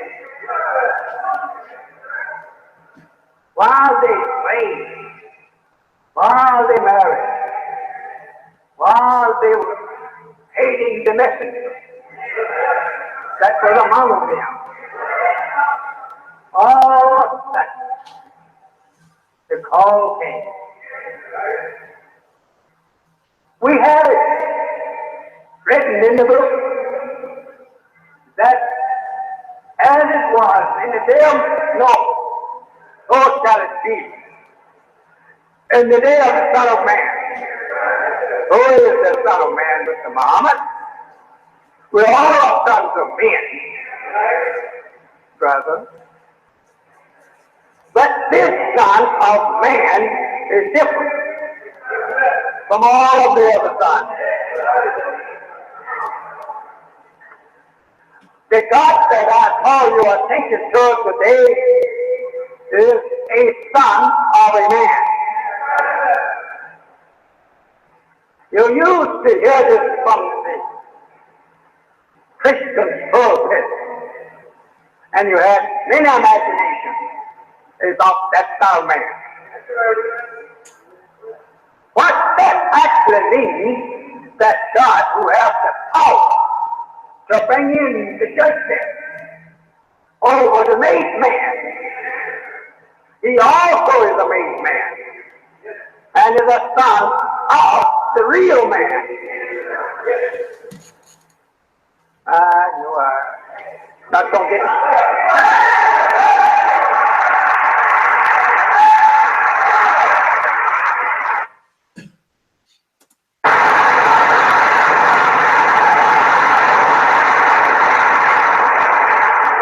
We don't let you at the door thinking that your gun will go off and kill me.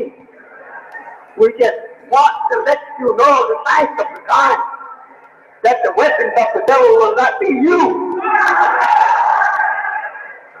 No more using the devil's weapon to kill the righteous of God. No. This is your wrath, brother. Your wrath. Just a moment. I had to go to another track.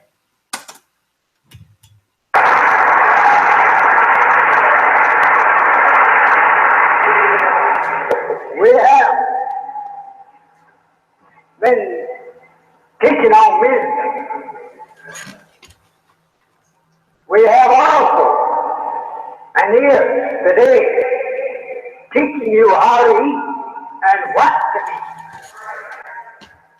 How to eat to live. Why? Because it takes eating to live. You can't live without eating. I'm gonna have to get my. Now I know I recorded this thing, and it's not letting me play what I wanted to play. I wanted them to finish talking about the Son of Man, and it ain't doing it.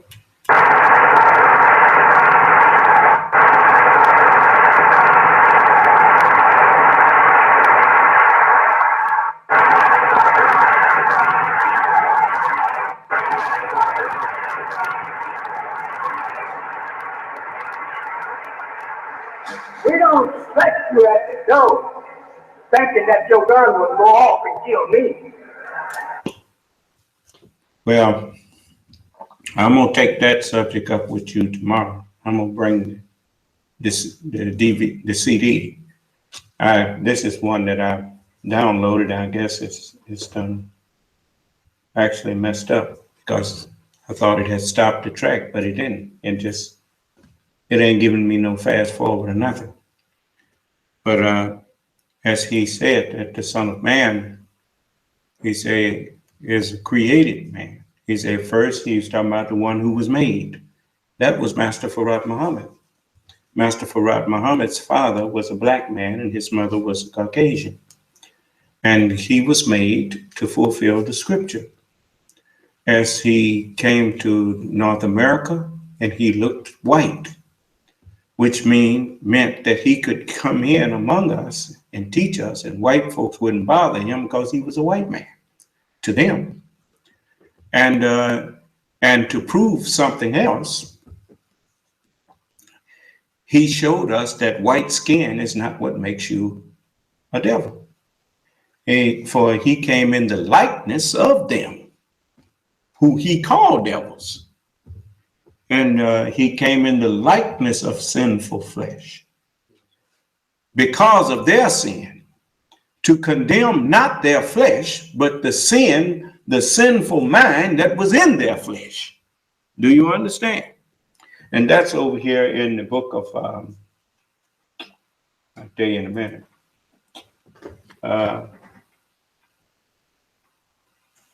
Just give me a minute here. Excuse me, son of man. Yes. You said you was coming on tomorrow? Oh no, I meant Friday. It's the I don't know what happened to. I had just had it. Yes, Romans the 8th chapter and the 3rd verse. It says.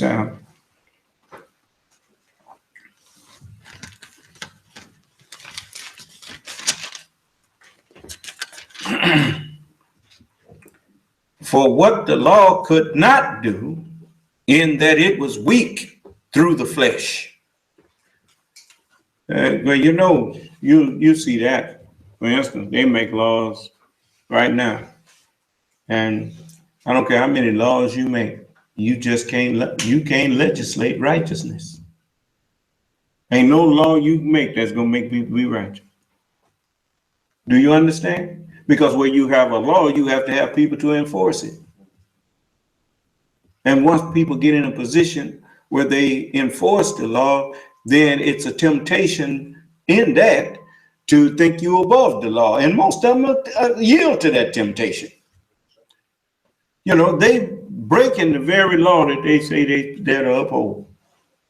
But anyway, it says, God sending his own son. Now, what should have been, the way son should have been spelled was S-U-N. Then you would have understood it better. God sending his own light in the likeness of sinful flesh. He sent the truth, which is the son, sent it in the likeness of white people, sinful flesh. And it says, because of sin. It says for sin. And because of sin. He condemned the sinful mind that was in that flesh, that the righteousness of the law might be fulfilled in us, who walk not after the flesh, but after the Spirit. You see. And so now you can see Jesus and Moses and David and Solomon and all of the messengers of God. When you see me walking, you see them walking. You see. And that is now they walk after they are in the Spirit of truth. Do you understand? So now the messenger went on to say, he said, our God, he said, is a created God, not a made God. You see, in other words, we're not worshiping flesh, man. We worshiping the mind that was in that flesh. And that I'm from both. I'm from the natural and the spiritual. The mind that's in me is both natural and spiritual. You see, the first Adam and the last Adam. And I am the first and the last. And that is just like man. The woman carried the X chromosome and the man carried the X and Y. He is both X and Y. Do you understand? The woman is X, you see. And so that is, that's why we can say we are Alpha and Omega. Do you understand? So it's much to be learned. But, we're not going to, this really bothers me that I can't get to that where he was teaching. Because I wanted him to say it first. Let's go back and let you hear that again. Maybe it just something else happened there. We just want to let you know the signs of the time that the weapons of the devil will not be used. No more using the devil's weapons to kill the righteousness of God. No. This is your wrath, brother. Your wrath. So, way out of it. I'm not here to show off. I'm here to show you something, not to show off.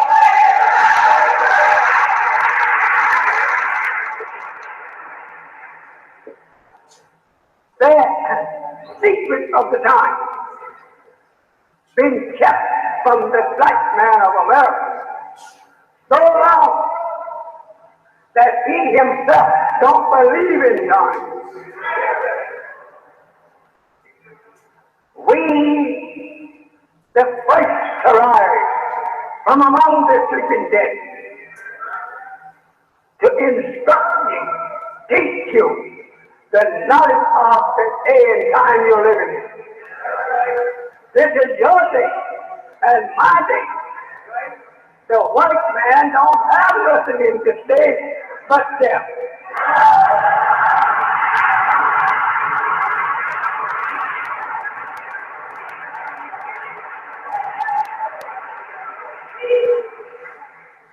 We can be proud if we want to, just because we may have a few dollars that is dying all the way around the curve.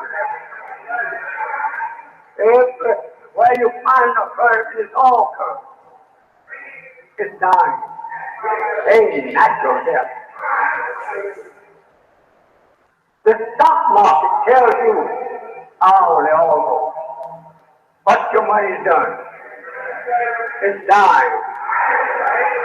I beg you last year, year before last, to loan me your money. Pay you 10 cents on the dollar. But you think your great God, the devil, have plenty of money. And I will give it to them and let them pay me interest on it. Really soon, he won't be getting any himself. Nor you. But there will come a time. I want you to remember I'm not Democrat.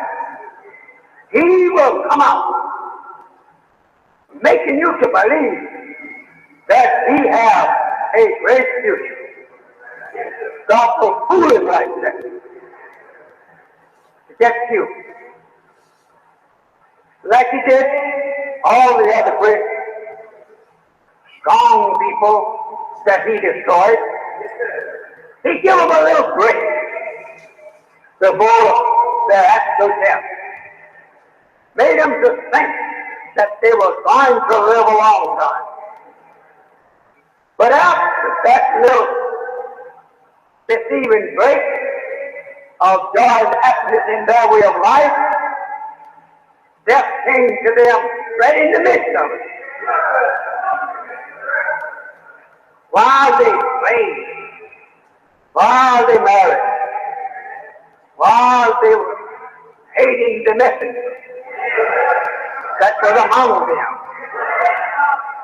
all of that, the call came. We have it written in the book that as it was in the day of Noah, so shall it be in the day of the Son of Man. Who is the Son of Man, Mr. Muhammad? We all are sons of men, brother.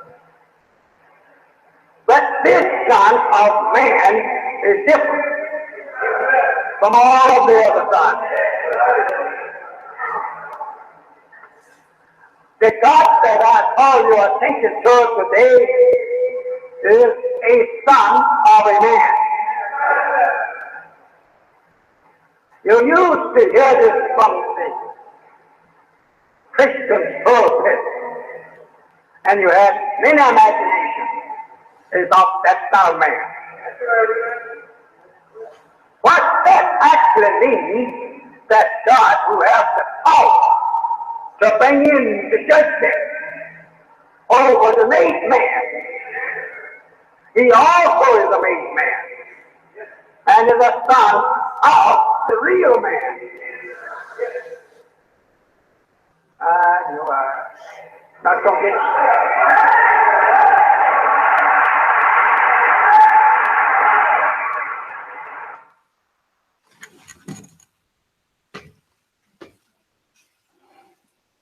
I don't know why it didn't take up at track 4.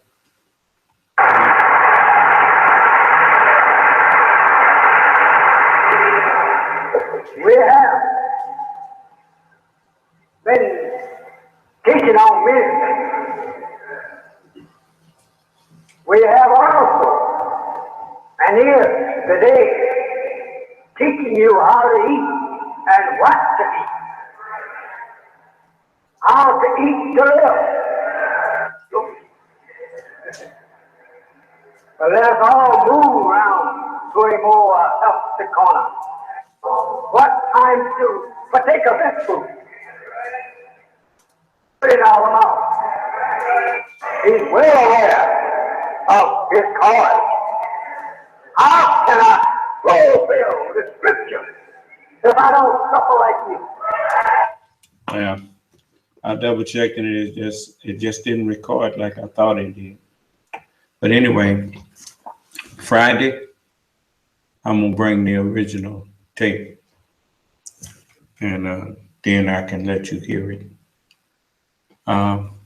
Because he talked about the Son of Man, really nice, really good. You see, they all described me. That's what bearing witness meant. When Allah told them, a messenger comes to you, verifying that which is with you, you shall believe in him and you shall aid him. And they agreed to that.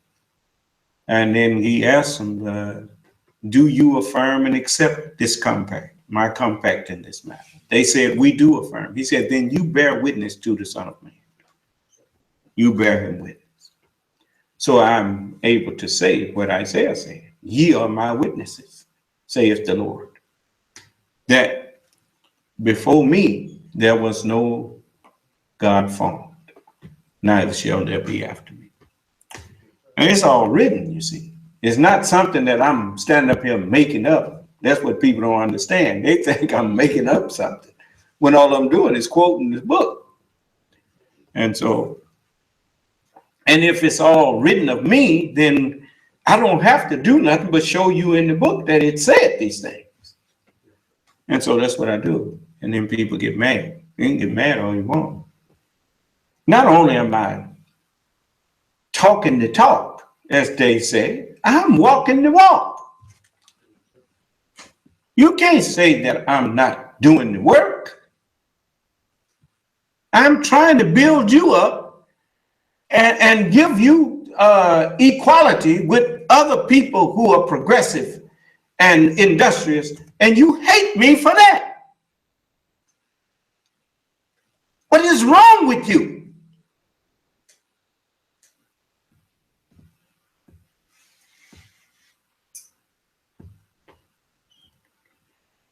Coming up insulting me by asking me, is my school accredited?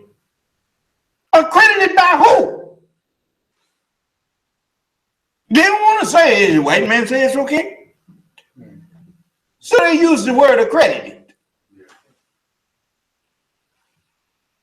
I don't need the white man's approval to teach my own children.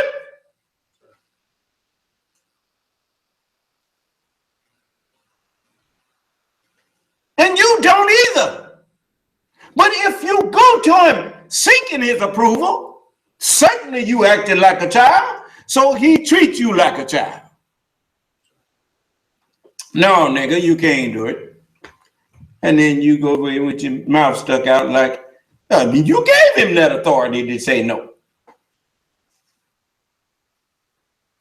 He didn't come to you and ask you, could he build a school for his children? He built a school for his children, and he put his stamp of approval on it. That's his accreditation, his approval. The Japanese seem to be doing fine without his accreditation in Japan. The Chinese seem to be doing fine. They got schools and stuff. They ain't looking for his accreditation.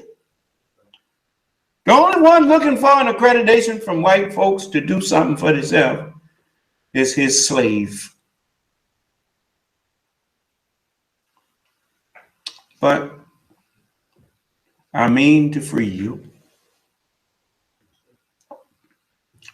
You're not going to be free indeed until you're free in your mind. So I want to show you that I'm ready to work with you. I'll work with you.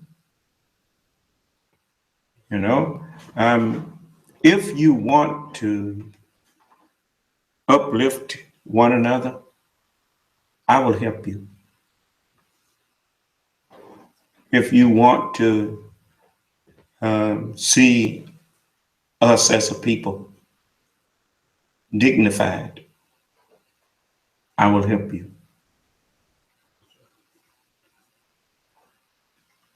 That's why I told you that we just have to put a stop. You can't say Black Lives Matter, but it only matters if white people killing us. But it don't matter if we doing it. It's got to matter all the time. And when you got people who look like us preying on us and mistreating us and murdering us, we have to put a stop to them.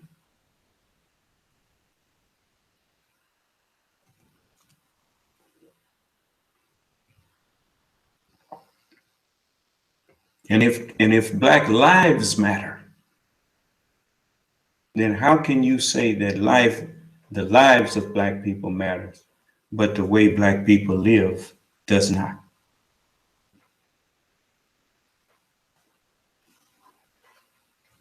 Now, do you mean Black lives matter or Black existence?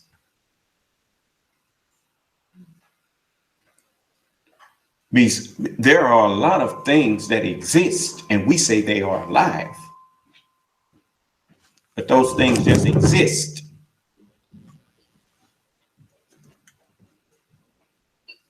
That table exists.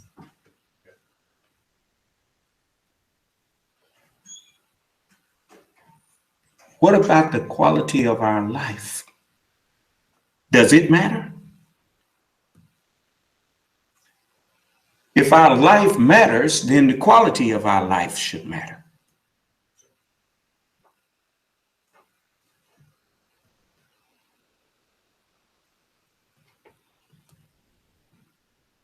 Then I would like you to have a dignified life, a dignified lifestyle.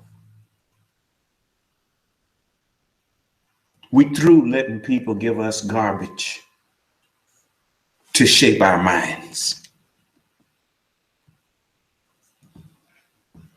I'm going to help you, but I'm not going to help you feed garbage to yourself and to our children.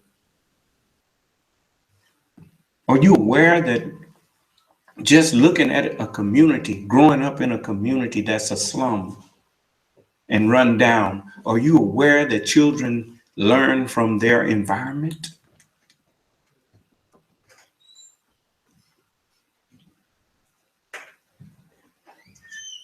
If we want our children, if we want ourselves to be better, then that starts with a better way of thinking.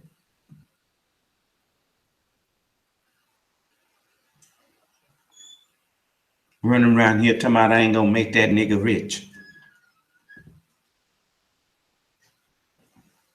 As long as you think like that, you ain't never gonna have nothing.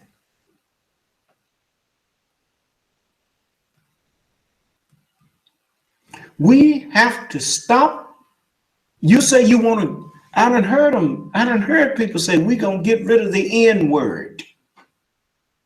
Well, stop saying the N word and say we gonna get rid of the word nigger. At least when it applies to us. Well, the best way to get rid of it is to first look it up and see what it means. So look it up. Niggard. Niggard. And you discover it means a selfish, stingy, miserly person. What kind of statement is it? I ain't gonna make that nigga rich. That's you being selfish. And because you don't believe in helping your brother or your sister who's in business, you don't believe in helping them be successful, then you have no one that you can call on that can create a fund, F-U-N-D, like the Jews do. They help their children. They find and white people do it too. They call them scholarships. They call them whatever kind of fund they want to call it. But when they find talented ones, they don't send them over here to us or to send them overseas somewhere. They tell them, come on, let me help you get started, man, so you can enrich us.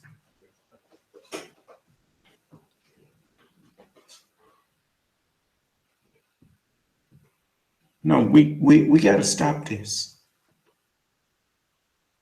I want to see you wealthy.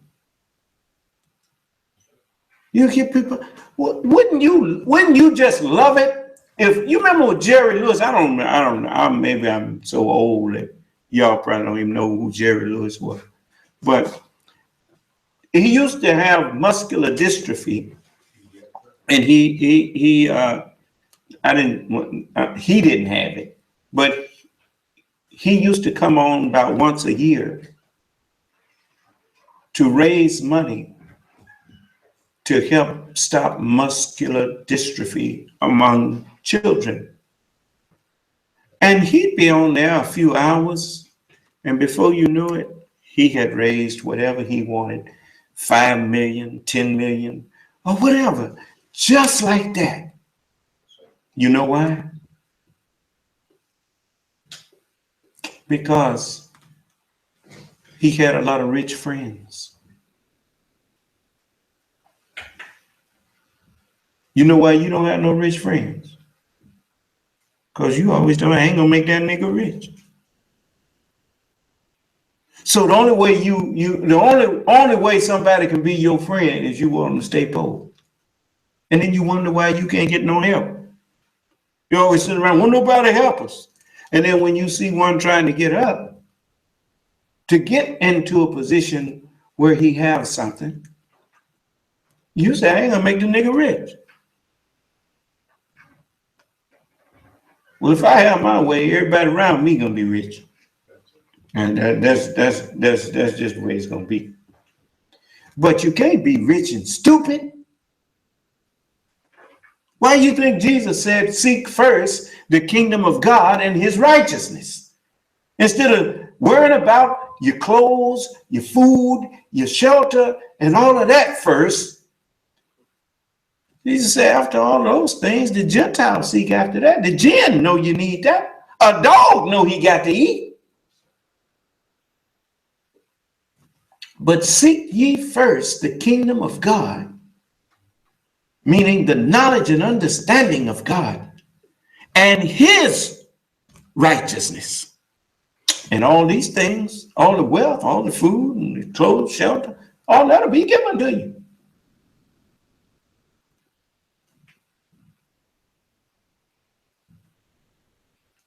I can't get up here and tell you everything that I got planned for the future for you all that Excuse me, son of man, but the TV all of a sudden went muted.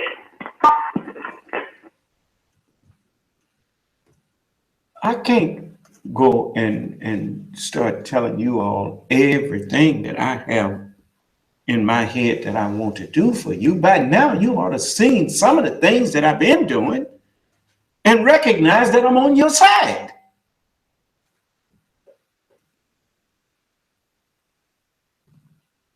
That's what's wrong now. You're always running your mouth when you should just be quiet and go to work. It's a lot of people who would help you if you wouldn't run your mouth so much.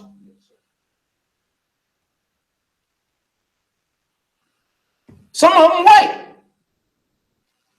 But you get out there and ruin them in their own neighborhood because they're surrounded by some people who hate you. It's good and bad. It's people with the mind of goodness and the mind of evil among every people.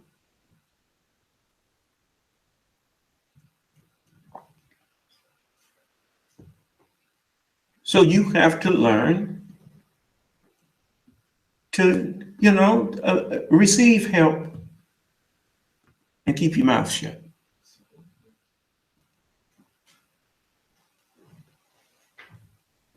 A lot of times somebody would help you that some other people hate.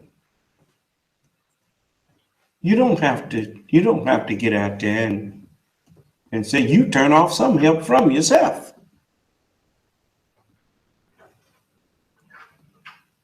I'm not looking for you. You don't have to get all out in the public. If I offer you some help or give you some help, you don't have to get all out in the public and say, some man did this for me, some man did that. You ain't got to do that.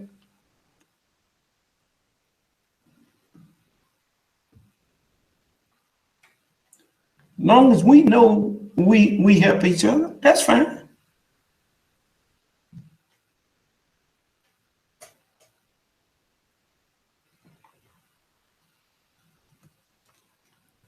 I'm doing it because it's the right thing to do.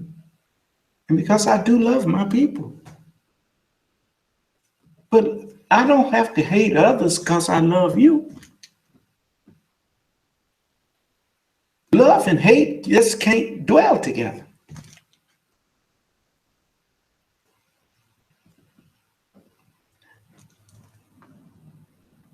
If you love goodness, it goes without saying that you're going to hate evil when you see it. No man can serve two masters. Either he will love the one and hate the other, or cleave to the one and despise the other. I mean, you can't love two masters. You can't love good and evil.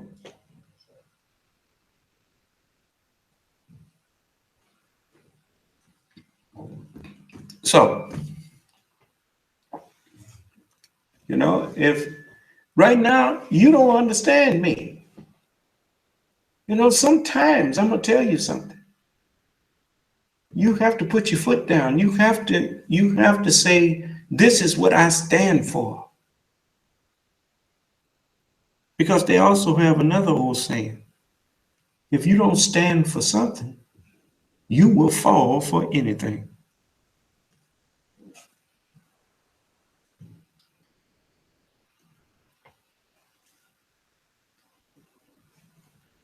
So, now, Whenever you're going to judge anything, how intelligent is it for you to try to judge something that you don't fully understand? Who turned them fans on? What is the purpose? How can you make judgments about anything when you don't have a comprehensive knowledge of that thing?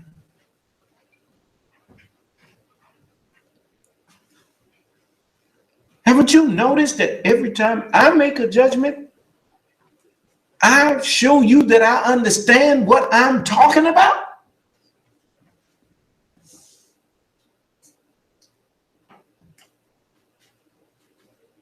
If I say something about a person,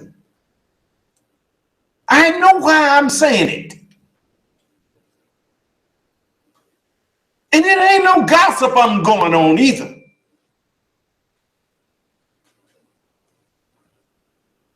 I was warned about that in songs and everything. What that song Marvin Gaye sung? I heard it through the grapevine, and Aretha Franklin sung. Said, people say, believe half of what you see and none of what you hear.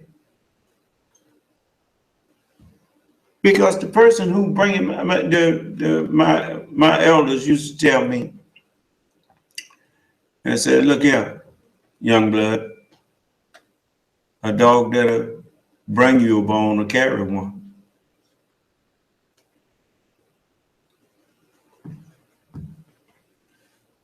So that has so many meanings, but a person that will come to you telling you what somebody else said about you, did you ever wonder how they knew that person said that about you? And what made that person so comfortable to say that to them about you? What was they saying that made that person feel that it was okay to voice that?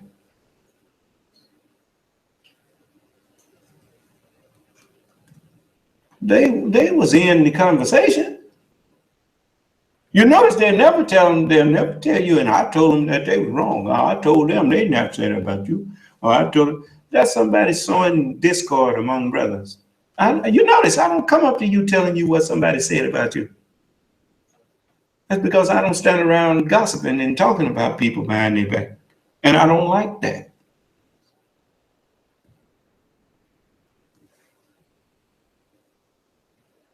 That will not create brother and sisterhood. What that does is the same thing that happens in a nuclear explosion. It's a destructive chain reaction. Because when people come with some gossip or whatnot and say something negative to you that somebody said about you, that creates a negative reaction in you. And as long as people are reacting negatively to one another, they will never unite and they will never be able to rise as a people.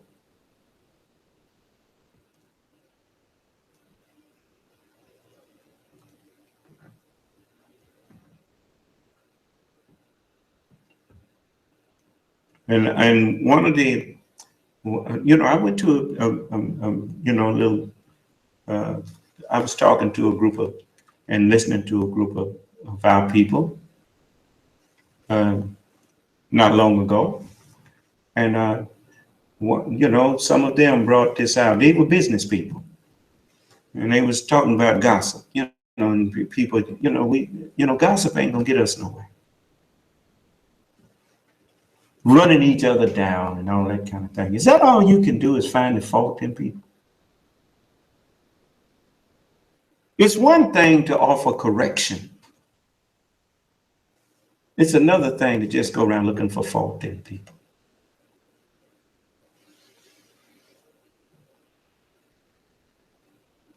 While I may tell you about your faults, you will also see that my hand is out to help you change it.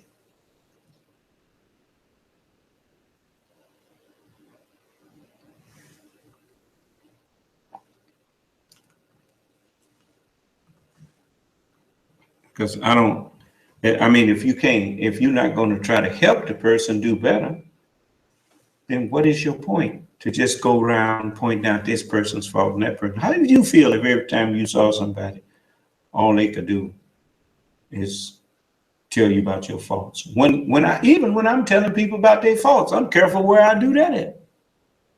I do that in this forum. That way, people who come in to hear, they chose to come and hear me tell them about it. But out on the street, the first thing out of their mouth, if they wanted to, they could say, "Damn, man, this ain't none of your business what I do." And what could I say? Other than, well, you right. I don't put myself in a position where I got to apologize to people for butting in their business. Because that's uncivilized. You know, my mother taught me a way to do that even. Sometime I'd be doing something and my mother would ask me, you know, after I got grown, with children of my own. And she'd say, "Marvin, can I say something?" It might be something that I'm doing or whatever. And sometimes I would tell her, "Yeah, Mom, what is it?" She said, "You know, you shouldn't do that. Or don't you think it would work out better if you did it this way or that way?" And then I'd explain to her, she's my mother. I don't mind explaining to my mother why I did something. And sometimes I'd just say, "Well, Ma, you're probably right." And then I'd thank her. And then sometimes I'd be maybe chastising one of my children or something. And she said, "Marvin, can I say something?" I said, "No, Ma, you scared of this now." And she'd be quiet. Simply because I'm the one responsible for these. And the scripture said, "Parents, provoke not your children."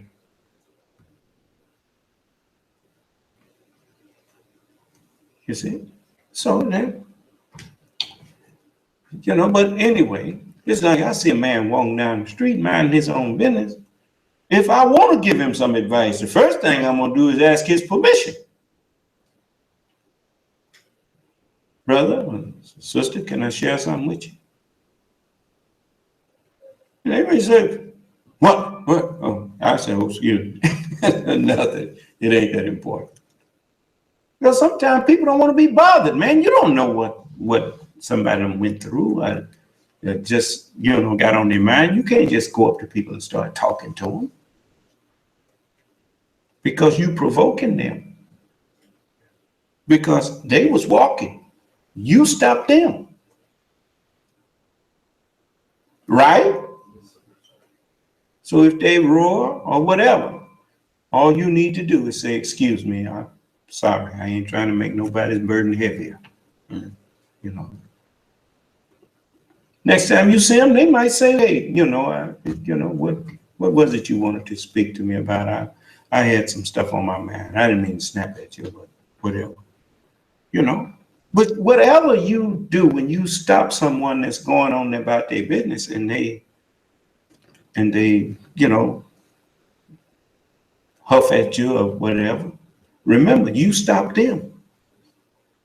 Right? They wouldn't have said nothing to you if you hadn't said nothing to them. So whose fault was it? Yeah, take the blame. That's one of the signs of manhood.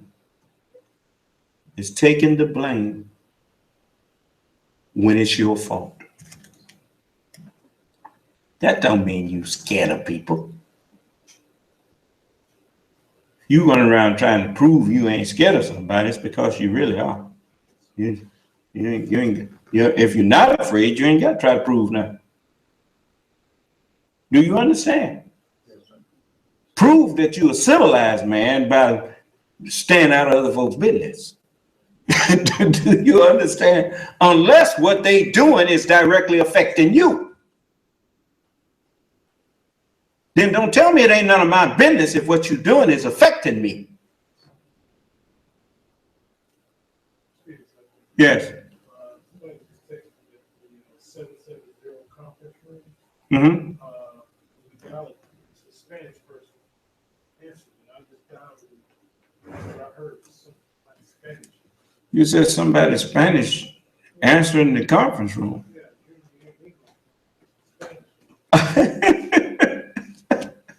Well, they don't want nobody to hear me. I guess there's too many people calling in, and they don't want people to hear me.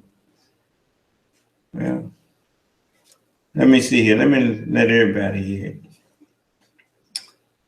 You say it's in the 770 conference room? Am I still in there? Okay, well, you just never know. Maybe they're straightening it out. But, it's people in other countries want to hear me too. So what are they saying? Let me see here.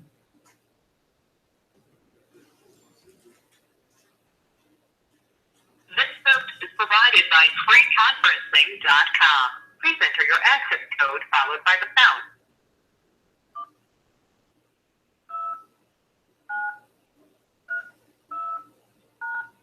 Access code accepted. This conference is being recorded. Muted. See? It's not no Spanish people on there now. I don't know, man. Well, I want the Spanish people to hear me too. That's okay.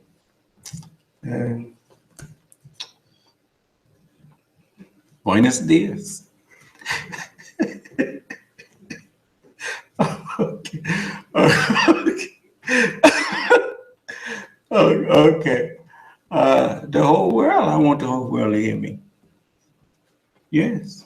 English is almost a second language of every people that's on the planet. And that's a good thing. So, but, let's be civilized. I want you to think and remember, if somebody tell you it ain't none of your business, then what that generally mean is that you stepped over the line. Huh? So don't step over the line. Okay, I try my best to stay within bounds. You ain't found nobody in town or nowhere where I go that could accuse me of invading their space. I try my best to stay out of people's way. And I look at people when I'm talking to them. If they look like they don't want to be bothered, I leave them alone. You know why? Because when I don't want to be bothered, I expect you to leave me alone.